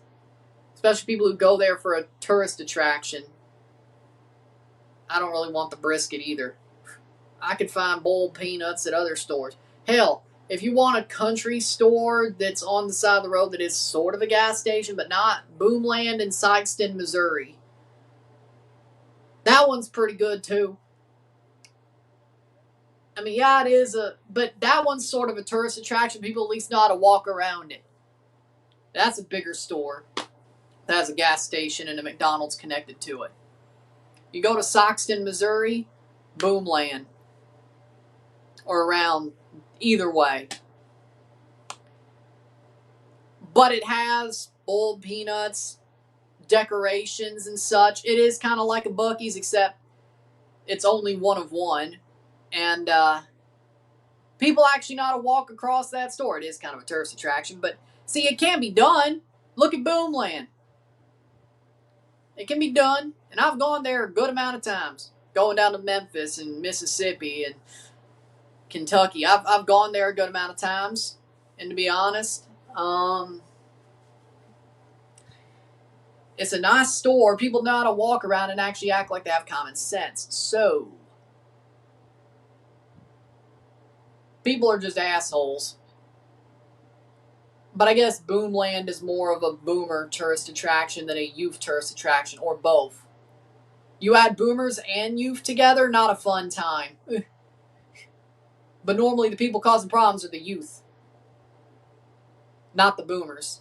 But you add boomers together with the youth and it just becomes a complete shit show. I don't think most people my age would want to go to Boomland if they go to Sikeston. Hell, I don't even know if Sikeston, I don't even know if they know it exists. Either way, how we doing, Sean? I mean, Buc-ee's has more than one location, but it's either way. People know Knoxville more than Sikeston. So that's part of the problem, I guess. And I love Cedarville and Knoxville overall for most things. And the Smokies. But that Buc-ee's, hell no. I did it once, I won't do it again. I did it once, I won't do it again. So,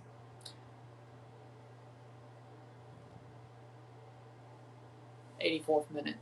You were at the Yankees game yesterday. It was very boring. Hey, at least you got to see George Lombard play over the bar instead of Anthony Volpe.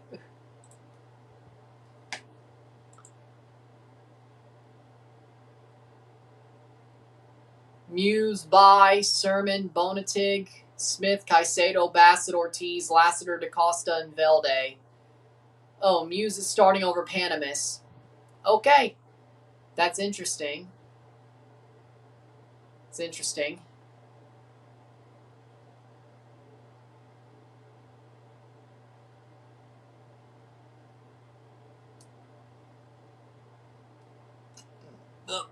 Velde, false 9.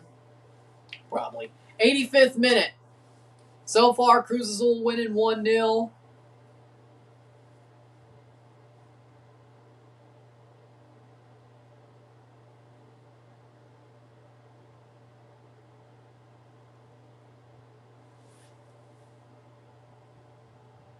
That's exactly my point.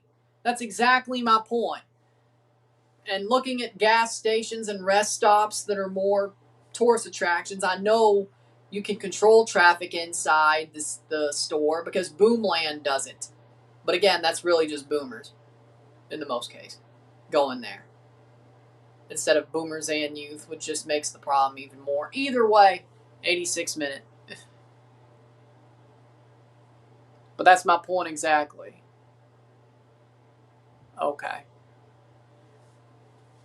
Let's hope Muse shows up big.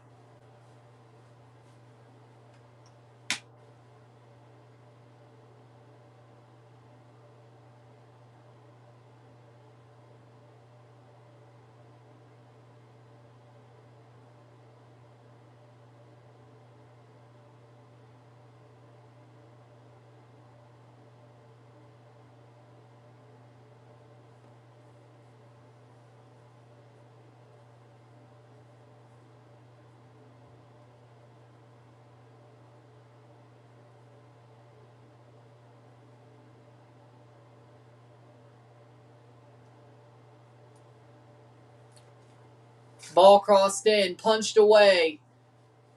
Cruz Azul's kind of struggling right now. I mean, now that it's a new cycle, yes. Yes, he should. Yes, he should.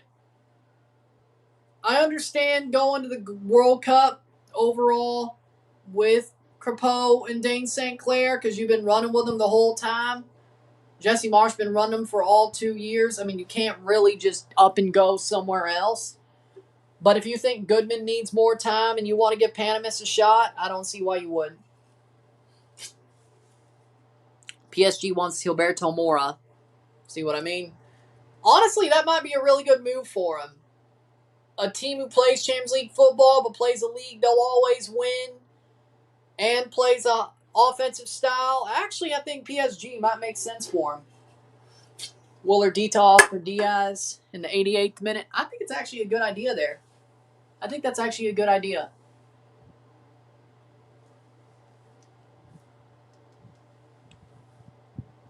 Throw in.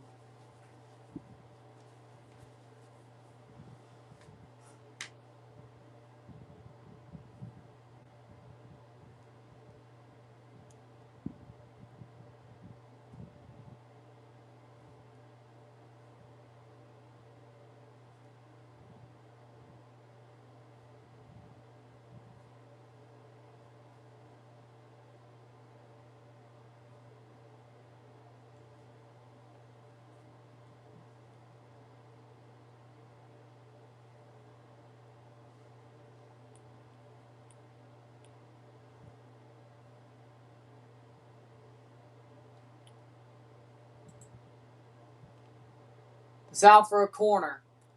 Lots of videos of Chivas and LAFC going at it in stands. I can't say I'm surprised. Can't say I'm surprised.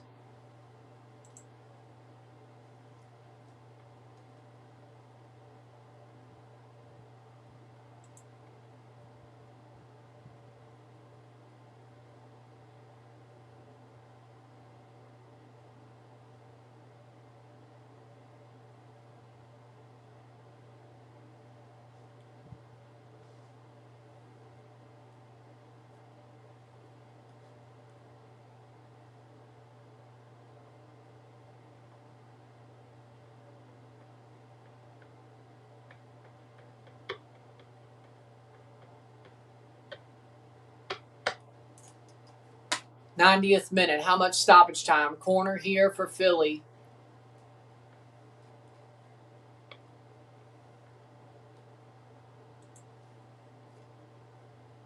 Ball crossed in. Header. Top of the box. Olaski. Cross. Header saved. Somehow Philly's going to steal one.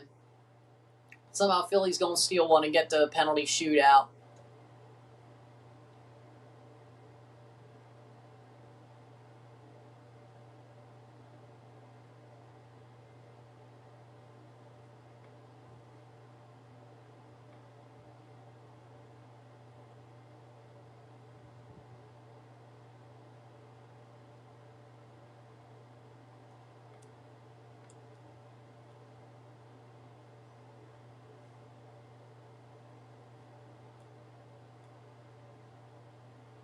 Saved. 4 minutes of stoppage time.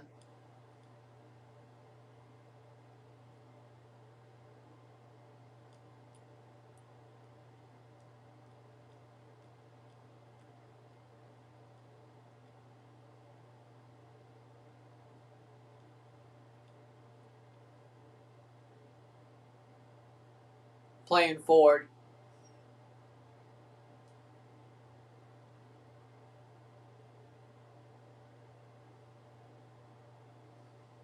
Free kick for Philly.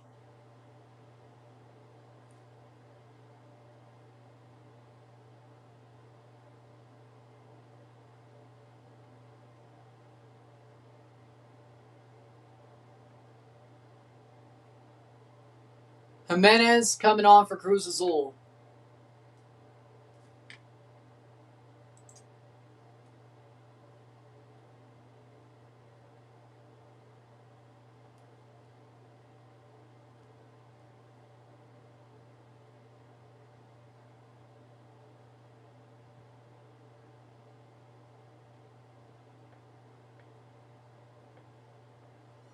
.92 minutes. Kevin's had a good second half. They just can't take their chances. Yeah. Philly's actually been pretty... Well, they can't finish, but I feel like Philly's been really good in the second half. I feel like they should have went to a penalty shootout. Cruz Azul couldn't score in the first half after the first goal. And honestly, I think Philly might have been the better team in the second half. Free kick. 92nd minute. Banez gets called for the foul.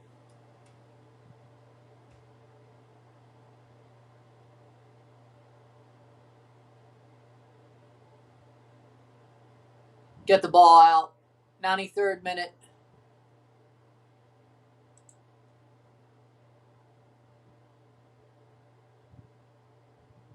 Cruz Azul has it in the final minute of the game. Over the top. Cleared away. Header. Cleared again. Back to Philly. Into the box. They have some open space. Cross. Nothing there. Goal kick.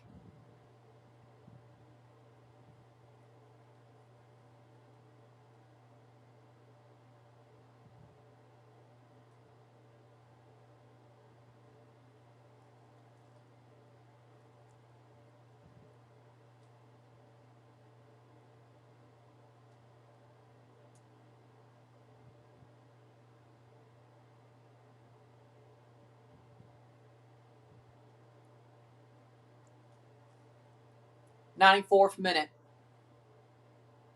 Carson Beck throwing that football like a vet. I'm surprised. Yep.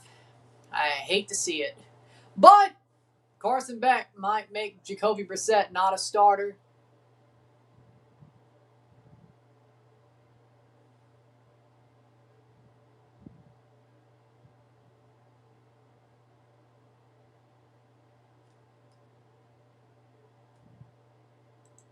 Throw in. 94th minute. Throw in. Header. Full time. Full time. It is 1-0 for Cruz Azul. And they win the match. They hold on. With that being said, if you like this stream, like it, share, subscribe. You know what it is. Tell your friends. Hit that like button. Hit that subscribe button. Hit that bell notification while subscribe. Hit that super chat on the live streams. Hit that join button to become a member. Super chats on the live streams. Comment on this video. Put this in playlist. Share with friends and family. All that great stuff. I will see you in about 18 minutes.